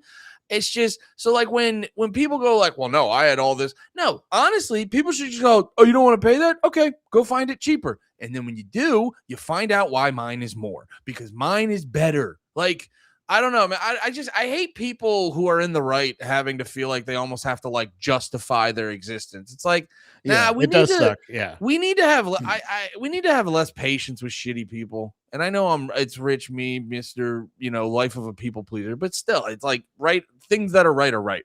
Yeah. I was gonna say this too, because I was on the end. I accidentally got on the wrong end of lowballing someone. And then I got so I asked my buddy it was actually my buddy who did the logo for this. I just remembered it was the logo for this because I had him do a design for something in the past and he quoted me at like one pretty low price. And then I was like, hey, can you make the logo for my new podcast? I want this, this, and that. He gives it to me. He gave me like a shit ton of different color versions of it that I never asked for, but it was still cool that he did that. And then he charged me at like a much higher price. And I was like, is he charging me for the extra work I never asked him to do? So I hit him up and I go like, hey, just asking about, because I was like, I'm also not trying to assume he's just being a dickhead out of nowhere. You know what I mean? Because it's my buddy. And so I ask him, I go like, hey, so the first one I asked you to do, it was a low price. And now this one's a high price. So I'm just trying to figure out why the prices are so different. Because I was a big fan of one of the reasons I came back to you is the low price. Yeah. Yeah. Also, usually you would like quote me. You know what I mean? Yeah. Like, well, it was like some friend shit where I go like, this is how much you charged me to do this thing last time. Yeah, I don't think it's out of line to be like, hey man, what happened to the price? Well, no, that's not, the thing. And not to say like I expected it to be a lot less, but also why did you charge me so much less last time? Right? I'm asking to do the same thing. Because like I asked you to do the same thing essentially, and now this one's magically 4 times the price. It was If you're giving me a discount, you should say like, hey, this one is going to be a little bit less. Next one. Yeah. When I actually got offended was, so I bring up the price and he very quickly goes to, well, if you don't have it, I go, oh, no. I'll pay you fucking 10 times. I'll pay 10 times too much for this, you son of a bitch. That offended me. That pissed me off. But then he explained that the original one I asked him to do wasn't that complicated. And if you look at the logo for Drag the Lake, it's a very beautiful logo. It's got a lot to it and stuff like that. And I was just like, oh, okay, that makes sense. Start with that, not just assuming I'm strapped for cash, you son of a bitch. Because also, I was like, well, I was not to go too much into detail because you can figure out who this guy is, but if you're determined enough. But I was also like, I know you're actually strapped for cash, and I'm at my job that pays me well. I'm not, you fucking cunt. But and then the miscommunication was really just like, well, if you're gonna do this much more complicated thing, you should make it clear that it's gonna be that expensive. But yeah, I felt like I was on the. Because I've gone on those Reddits of people like just trying to haggle with freelancers, and it I don't know, man. Not having that type of shame and not realizing, that kind of shit.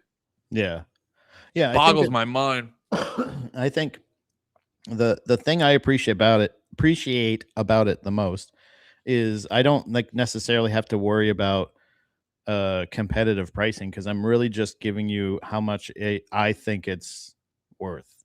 I kind of stopped paying attention to like those industry things because like if you're willing to do a good job for what you need to do it to live, you know what I mean? Like I'm recording somebody's podcast for they're in town for Moon Tower coming up.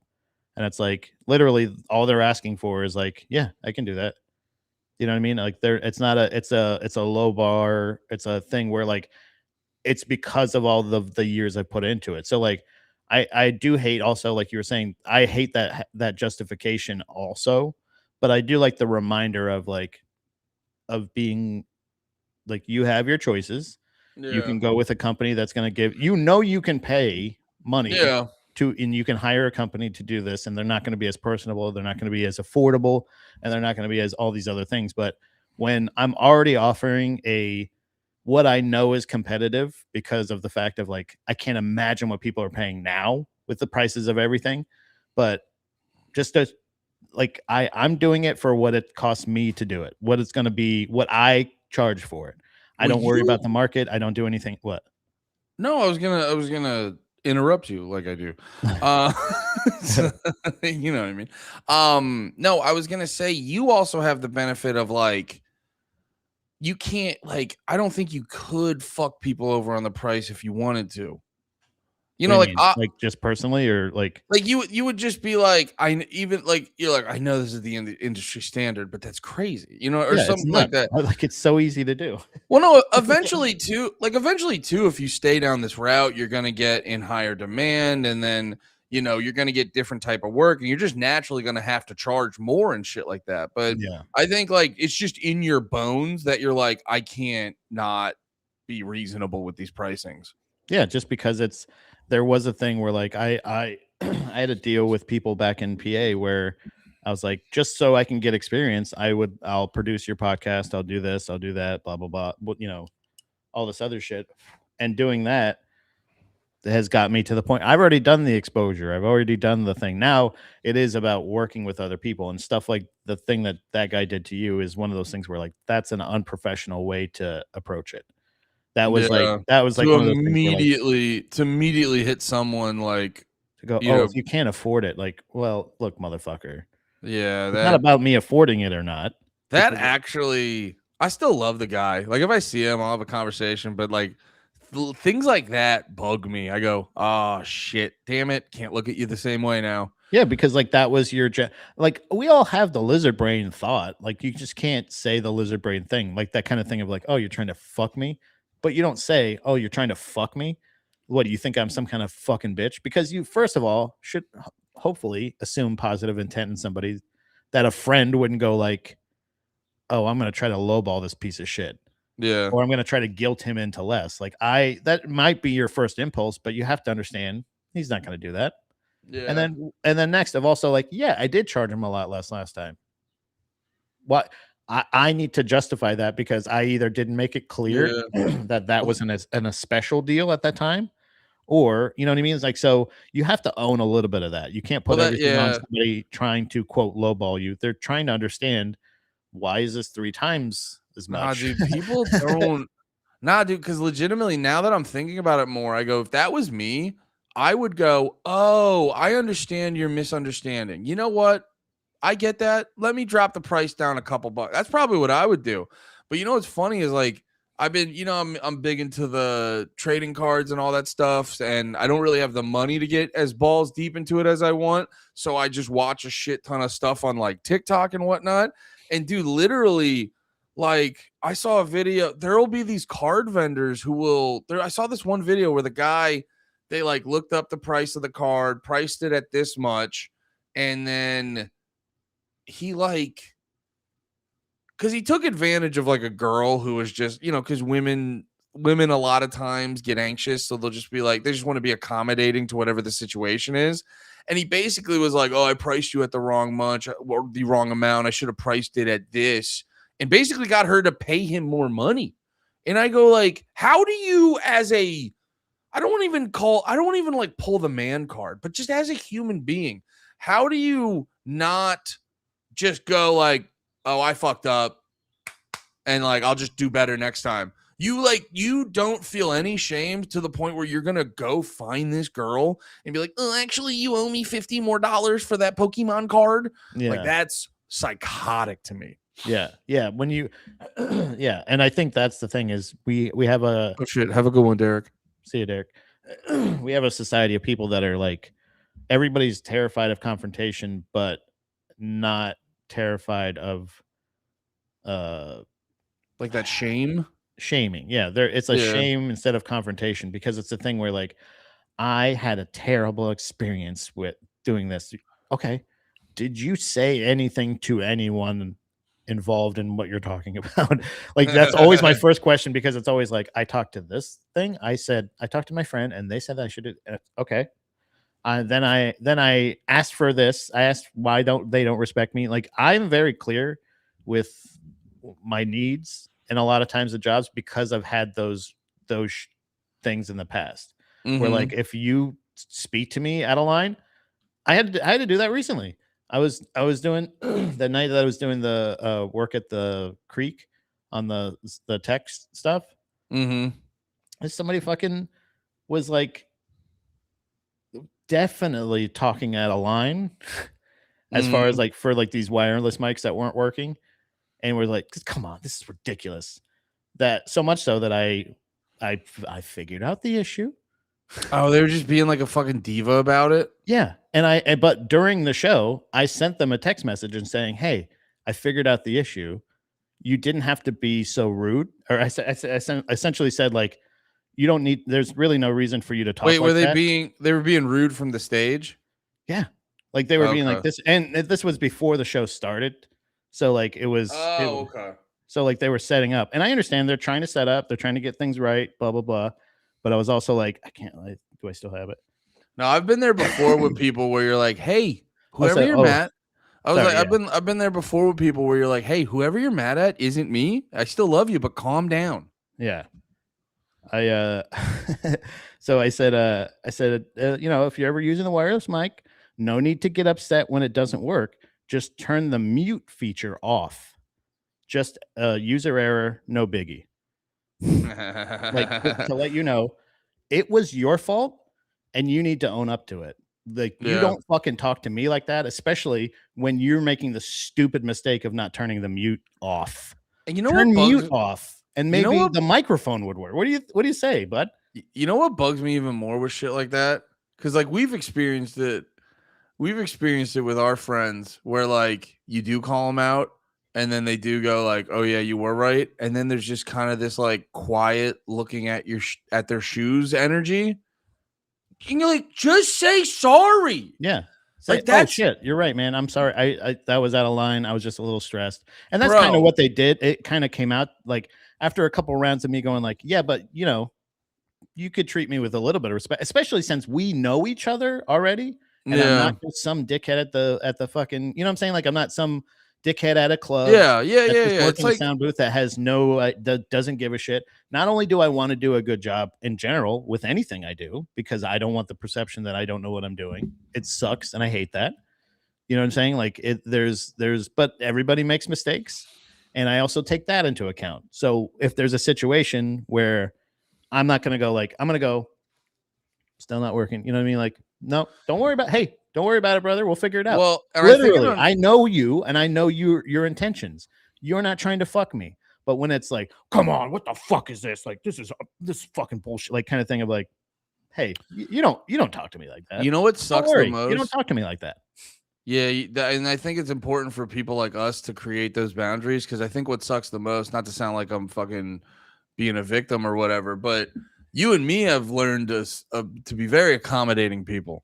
And a lot of people take that as like, oh, I can just like be however around this guy because it's like deep down, you know, like I'm still going to be a cool guy. I'm one apology away from like still being your best bud, things like that. But then it is like, yeah, it is. You do have to turn it on to be like, hey, you don't talk to me like that. Yeah.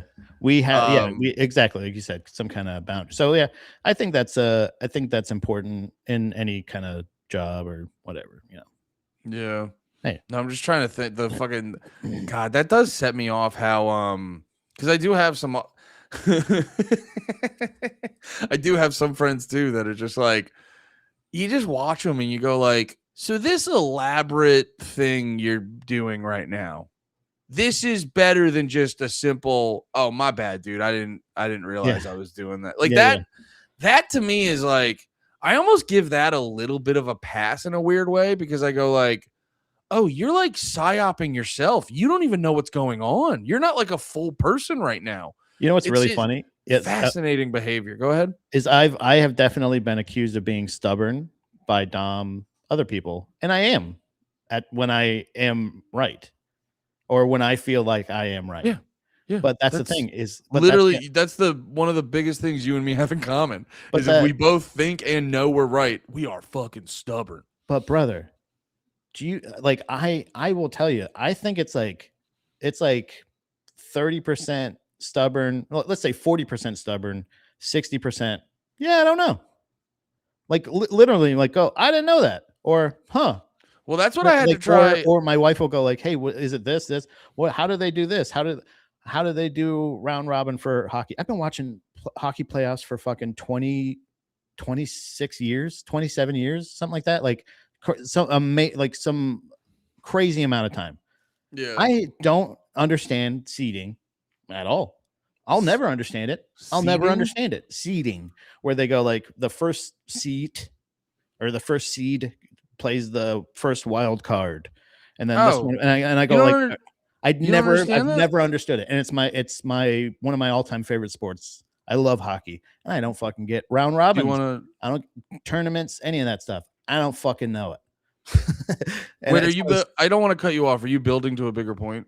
I'm just saying that, like, she'll ask me something like that, and I could be like, that's like I know. I could say like, no, I'm pretty sure it's this. But I will say, in all confidence, I'm not embarrassed to say I'm a huge fan of hockey. I have no idea. Ask me how offsides works. I know how offsides works. I know what a 2-line pass is. Yeah, you're basically trying to say like you're willing to fully admit when you're wrong, even when it's like something that is like a dedicated love of mine. I'm willing to admit I'm wrong about things. Well, no, that's I get into arguments with people because they'll be like, oh, I haven't had it in a while because I think I've learned to like drop shit. That's another big thing where like you're so obsessed about being right. Especially, well, for me, it's like, no, I know I'm right. And it's like, because I remember I got in an argument with Steph one time, and I was like, hey, I apologize if I'm saying this in a rude way, but like, I'm not like, do you want me to lie to you right now? Like, I'm not. Yeah. You're basically asking me. You wrong.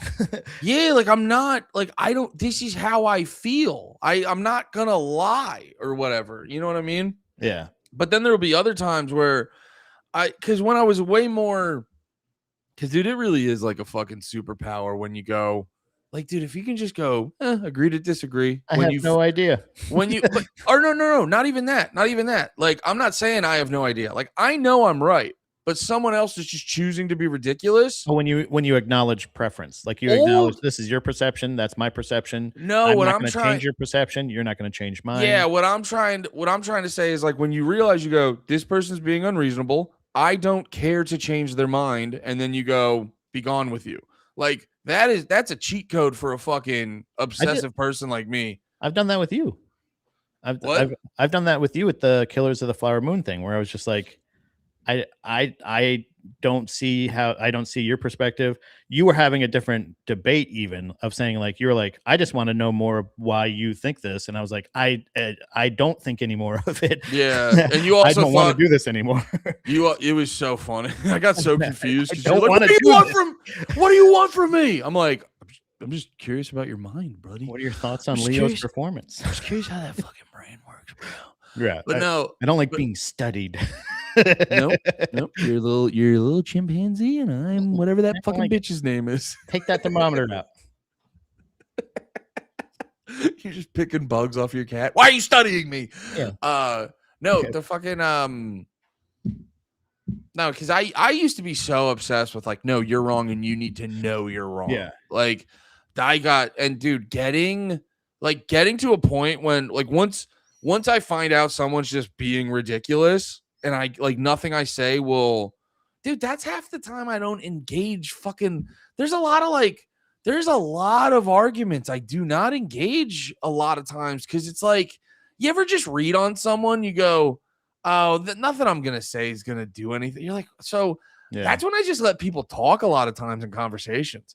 That's why I'm like, I'm a really good listener accidentally because I just clock people early. I go, oh, they don't want to talk. They want to talk at me. They don't want to talk with me. Yeah, And you really developed that muscle out here, where there's just like, yeah, they've looked over my shoulder 3 times during this conversation. I'm not gonna invest any more in this, dude. That's when I want to just fucking, oh my god, I just want to go. Just go talk to somebody else. I just want to go. You're wasting both of our time, sir. I don't care.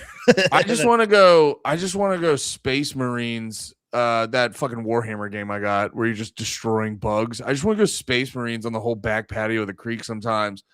When like, I mean, in general, dude, when you sit there and listen to someone yap and yap and yap, and then you start talking and then they cut you off or you see them not paying attention, you're like, that's nuts. Yeah. I'm literally like, I could be a fucking chair for all you care. Yeah. That's crazy. You want to talk about like autistic people and all this shit. This is antisocial shit. This is like, that's way more autistic than me. Oh, brother. We, I think, know somebody in on the newest season of Love on the Spectrum. No. Yeah. No. How? Let me just double check his name. What season is it? 4? I think so, yeah. How? I think his name, hold on. Lemaire? No. That would be funny. Hold on. Let me find his name. Logan? Logan Pereira? Logan. No, that's not it. Pereira. Yeah, maybe that's it. Yes, Logan. See if you can find a clip of Logan Pereira from Love on the Spectrum season 4. Logan. Is he a black guy? Yeah. Oh, I don't know. You don't recognize him? No. Where would you know him from? Trust me, you'll know. Wait, okay. Here, wait. Let me pull up a YouTube. Interesting. Just the shorts, like his clips are great. He's like, first of all, like he's just as funny as I remember him. From what? Do we literally know him or brother? I honestly don't. I was gonna tell him about this, but I don't. I feel kind of bad that you don't recognize him. I mean he might be in comedy circles I was not as deep into as you think. Maybe honestly, I mean big regular at the Reading Comedy Outlet. No, really? Around our time, yeah. Okay. That's so funny. It actually did. Thank God this fucking program keeps all the clips together. All right. So does it matter what I click on? No, pretty much any of these are good. Probably the first one's good. I'm Logan. I'm 25 years old, and I describe myself as trying to be well-groomed, very patient, not lazy, and always punctual. I want to be the person who follows the rules, classy, edgy. Wait, no. Classy.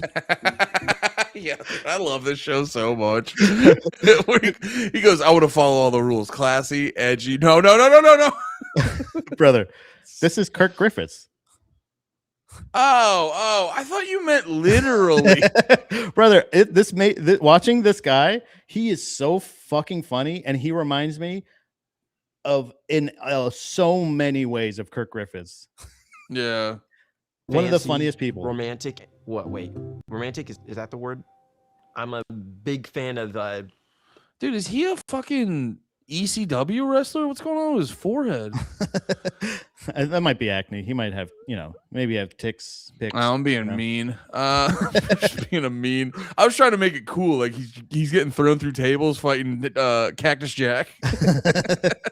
This is Tana Sabu's son. Montana, and I like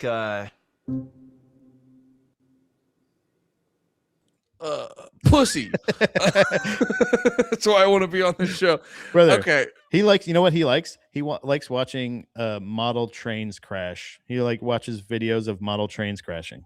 He's like that train that crashed in East Palestine was a great day.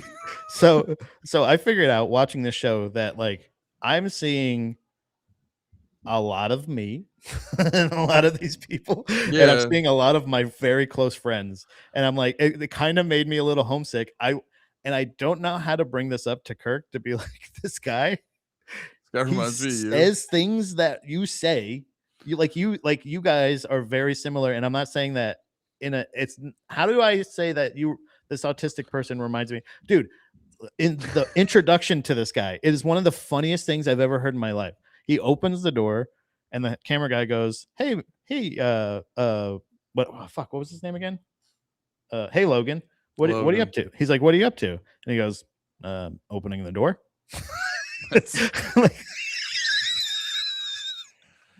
And brother, his dry wit is like, I'm like, brother, is Kirk either higher up on the spectrum than I thought, or is there a situation where I'm just like, this guy, he's so fucking funny.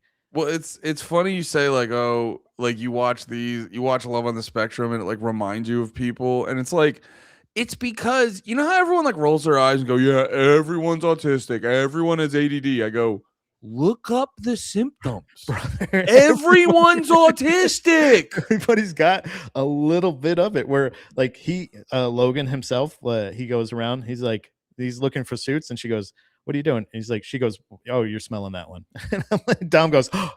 She's like, you do that. No, you know what, dude, you smell everything. And I was like, oh. You know what I think it is? I think it's there's people who aren't autistic. There's people who are autistic, but they're not autistic enough where they understand. Because this is how I feel. I feel the level of autistic where it's you completely understand and have the ability to come off quote unquote normal. And you want to I want to do my weird shit all the time, but you have that sense of what's quote unquote normal. Dudes on the show, they don't have that. So that's why guys like us get jealous of them, because they just let it rock. Yeah.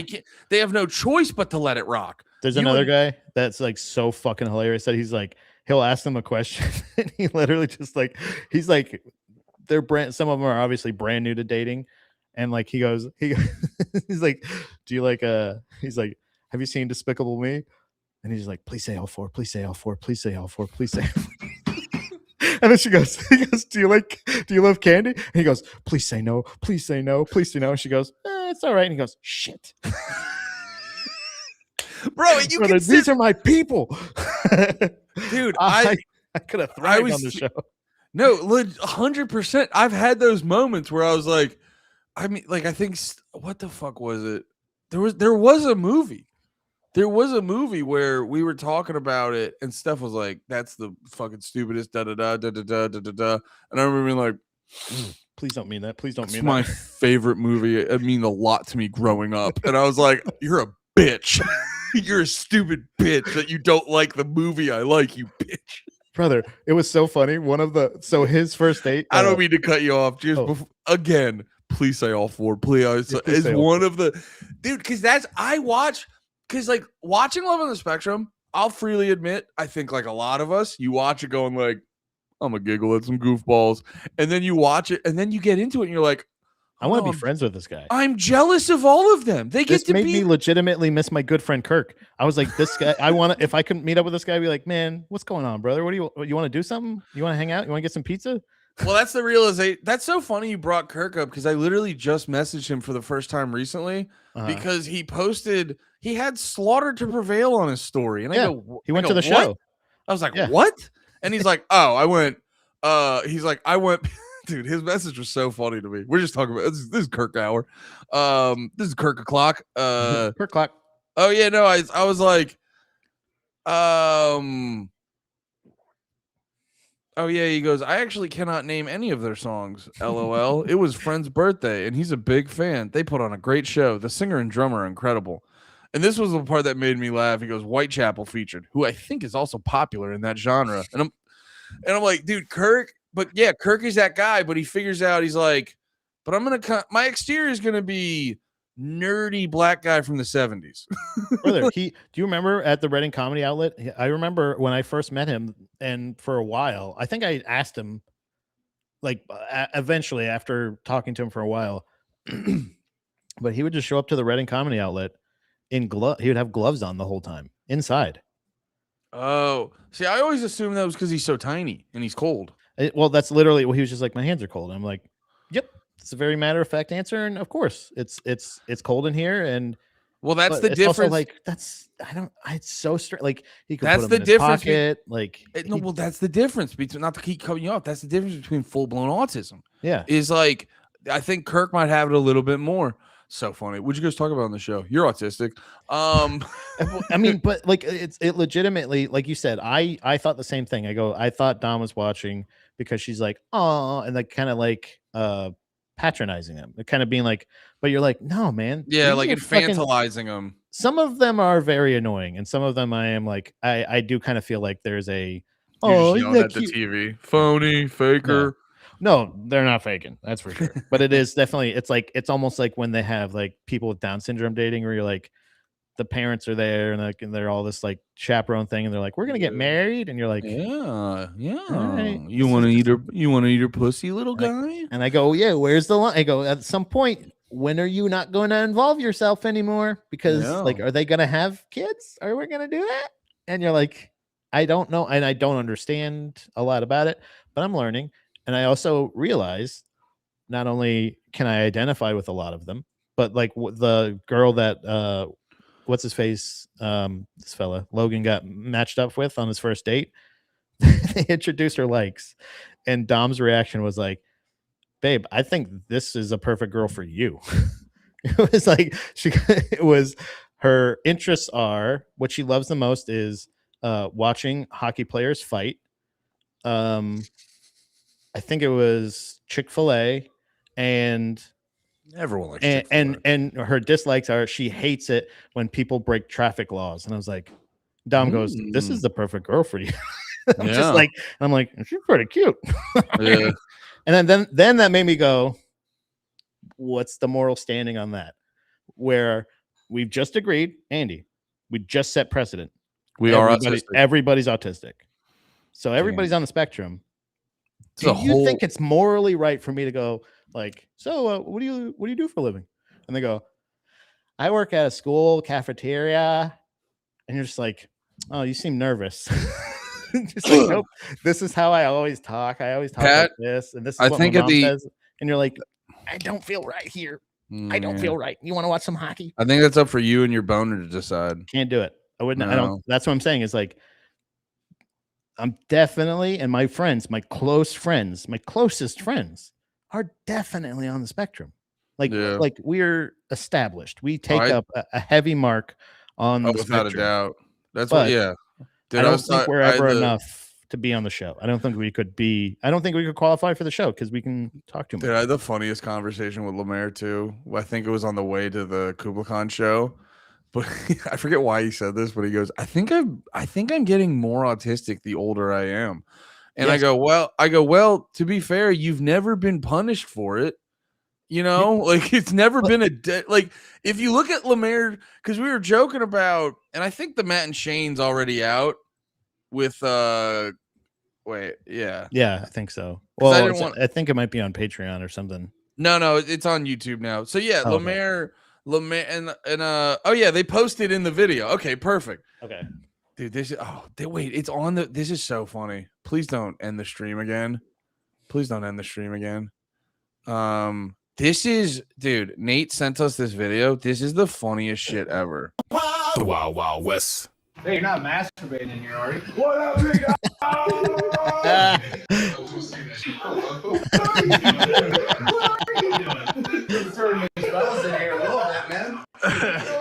Wait, what is he watching? What is He's watching that? a fat guy eat soup? What is Fatter that? guy. Is that a fatter guy on TV? Yeah, that's just how Lemaire feels better, is just watching fatter people. He has the belt in his bedroom and his little fuck check. Bro, they surprised Lemaire with Cody Rhodes in the middle of his goon cave.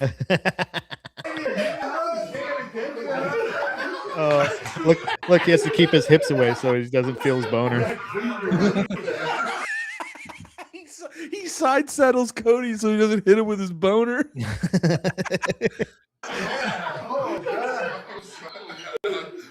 Oh man. Don't put a belt. Dude, hey, Andy. That's Dusty Rhodes' son. That's Yeah. Gold Dust's brother, dude. The surprising. That's He's Stardust. He's Surprising Lemaire. Lemaire's inches just away from Lemaire. Lemaire's just in his gym shorts playing he's probably playing fucking RimWorld. And then Cody Rhodes just shows up and he's like, "Hey buddy, you jerk it off?" Oh, that's all. So you got quite a scene in here. Let's see what's going on. Also, It's it's be so surreal. That's such a surreal thing. Just I understand. Like just to be sleepy. Like, imagine if what's our- Cody Rhodes doing in my room? What the fuck is going on? Oh yeah, I forgot you hadn't seen this. No, I haven't seen this. Yeah, I forgot. That's so funny. I don't know, dude. It's just chilling. I don't know, dude. I'm just hanging out. Why are you here? Just watching the rise and fall of Rachel Jenkins. Oh man, It's pretty good. well thanks for having me in your home. This part's really funny too, because you can tell Lemaire's like, "Okay, this is done. Please leave. This is weird." And Cody's still like, "Nah, man, what's up?" Yeah. He's like, Thank you so much, dude. This is something. he This knows. is a Yeah, Lemaire's like, okay, so my guy. All right, man, we're gonna go do this pod. What we got going on? I'm turning off the TV. I'll be in there. Oh, why you have it so he loud? went back in. Cody Rhodes just won't leave. Bro, that is So a fucking funny, dude. good prank right there. That's You're a right solid there. prank. Oh man, I love this. All right, man. Let's go to work. Yeah, I'm coming. How did it feel? I don't know. That was the last thing I expected to see. Yeah, the bag's on you. Yeah, the bag's on me. Hello. That's so funny. Yeah. That's awesome. Holy Yeah. shit, that's hilarious. Props to Shane. That's the Yeah. funniest fucking thing to do. Yeah, absolutely the funniest thing. But no, yeah, Lemaire, that happened, and Lemaire was like tripping out because he's like, "What is my life? Like, I'm just hanging out in Shane's guest room, and Cody Rhodes surprises me." And he's like, that was the joke I made. I go, "Well, you've only ever been rewarded with your autism." yeah, It's like you've never had one incentive to make, you know what I mean? Like that's why I figured out I've been figuring out my anger problems because it's only been a detriment to me. I go, your autism has never been a detriment to you. yeah. It's only helped you. Yeah, I think that same thing with like my the way I like conduct myself. Same thing of like, no, you're right. You should just continue to do it because once you trust your instincts, it gets you into correct scenarios. Yeah. You know, the Yeah. right place, right time kind of thing. So, but that is really funny. Just absolutely ruin anything of like you were joking about Cody asking about you. You're like, oh yeah, did he ask me? Oh Did yeah, ask did he about ask me or whatever? about me? And to say like there is no shadow of a doubt at all anymore of what Cody Rhodes thinks of Lemaire. You know what I'm saying? Like yeah, he's funny, he's all that stuff, but like you know for a fact that there's no point in his mind of like, oh, Lemaire's so cool. In his mind, he shows up in a 3-piece suit with the fucking world heavyweight championship, and that's something that you in obviously has dreamed of. It's like one of those things of us dreaming of being in a great band or something like that. Like yeah. one of those things that like could have been achievable, but we never even did a lot to Yeah, achieve like it. if It's like it's still a Lemaire- dream though. if Lemaire becomes a wrestler, it's in some like comedian Lemaire Lee's doing a spot. In a jelly roll capacity, essentially. Yeah. Yeah. Wait, I'm actually really curious. What's your version of that? Like you're, clearly jacking off, Yeah. and then who comes in that you're So like, I think- what? I think it would probably be I think that something similar to that would be like me either like doing like housework or something like that, or like around the house. I don't value my appearance whatsoever, even a little bit, even though it may not appear like I do necessarily in public. I do try, but when I'm like at home, I don't give a shit at all. Wait, what's it like in the house? You've This been is trying? public. There's even times where Dom's made fun of me for continuing to wear my breathe right strip, but it would be something like that here, Yeah. and it would have to be honestly, damn, I don't know, man, because I don't think I would be embarrassed by like Fat Mike, because like No, just the one that you're like, yo, what's going on? Like that. yeah, That's like, more what because mine would probably be like if I was just hanging out and then Steph was like, hey, Killer Mike's at the door to see you. I'd be like, what? bro, Anderson Silva, Sakuraba, or fucking like Charles Oliveira. Charles Oliveira would be nuts. But And it would be like- absolutely embarrassing in that same sense of like, oh my God, I am not of the caliber of man of you at all. And you're seeing me at my least manliness. Like not even me projecting like, hey, I'm cool. Like whatever I think is the cool version. You're seeing the behind the scenes version of even that. And even that wouldn't impress you. But it's still one of those things of like, I'm so impressed by this dude. That like him being here and him being like, just first of all, also I need to hide these people from my wife because they can't see what men are capable of in real life. To her, it's still fantasy and AI. This also reminds me because when we went to the Kubla Khan concert, Lemaire was like, I don't know if this gets us backstage or not. And they might have, we never tried. But I was then imagining us meeting Matt Honeycutt, and my brain immediately goes like, we see Matt Honeycutt, and I want to be like, hey, sorry, we're all so fat. Yeah. Yeah, legitimately. Most of the people I'm going to meet, like athletes, if I meet like hockey players or fighters that I really admire, I'm just like, I think what you do is really cool. And they're like, sure you do, bud. Yeah. I need to have them I need to try to impress them. If it was like, if they were on a podcast with us as a guest, or if they saw me at a comedy show, I would feel way more confident than if they were just walking into my spare bedroom or my office here or something like that. That's And what I'm like happened. hunched over like this, like editing. And just Well, going, I think the fucking thing about it too is it's I not just, idolize you. yeah. Well, the thing about it too, it's not just like, oh, here's Cody. Say hi to Cody Rhodes. It's Cody Rhodes going, hey, Lemaire, what's up? And it's like that happened to me in a very minimal way, in a smaller way with the DJ Trackstar, because I'm such a fan. I'm literally wearing a Run the Jewels hat right now. I actually have a fucking. He had a merch line back in the day. I still have a beanie from that. I just remembered that.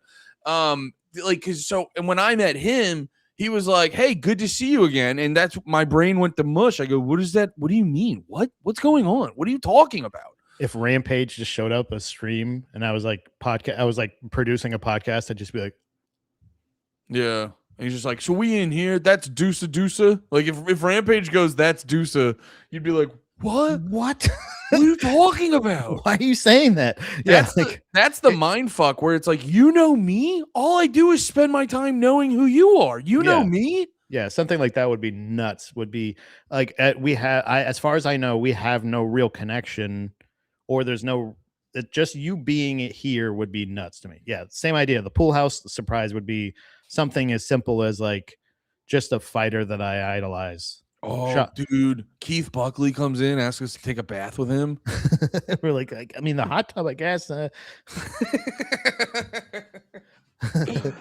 yeah. Well, I don't know how you feel, but I think we did the damn thing. I'm pretty sure we did. We can cover the UFC because I'm sure there'll be more news coming out since then. Oh, But we there's- also have to- that's a whole other show. we got to talk about. We also got to talk about the old guitars from Turnstile because that's been a roller coaster. That's been going crazy. Yeah. Yeah, I mean, just trying to kill Brendan. What's his name's dad? And then saying it's dude. Hitting someone with your car and saying it's self defense is one of the funniest things you could possibly do. You're in one of the easiest means of escape ever. You could leave that situation and you chose violence. Yeah. Oh, dude, I'm just remembering this last thing because I still have the YouTube up. The thing the other point Lemaire said was he goes, yeah, and then a lot of the wrestling YouTube channels I watch for like daily news, like they're probably gonna cover this. And then he's like, I'm gonna be listening to my wrestling show, and they're like, Cody Rhodes went on the Matt and Shane and surprised comedian Lemaire Lee. And he's like, Yeah. what? And like, now you're talking about me? Yeah, that would be a surreal thing. Same idea of like, I'm sure somewhere in one of the MMA news list shows that I watch, Yeah, there'll be like, something about Rampage Charles found Pat.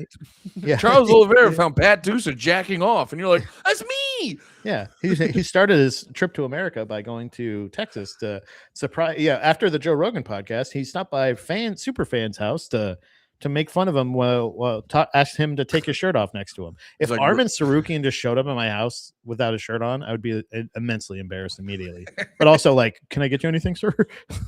He's on Rogan, just going like, Rogan's like, so what are you doing today, bub? And he's like, oh, I just gotta go see the Dusa. Visit Fat Boy Dusa. He visit lose weight. 2 years Dusa.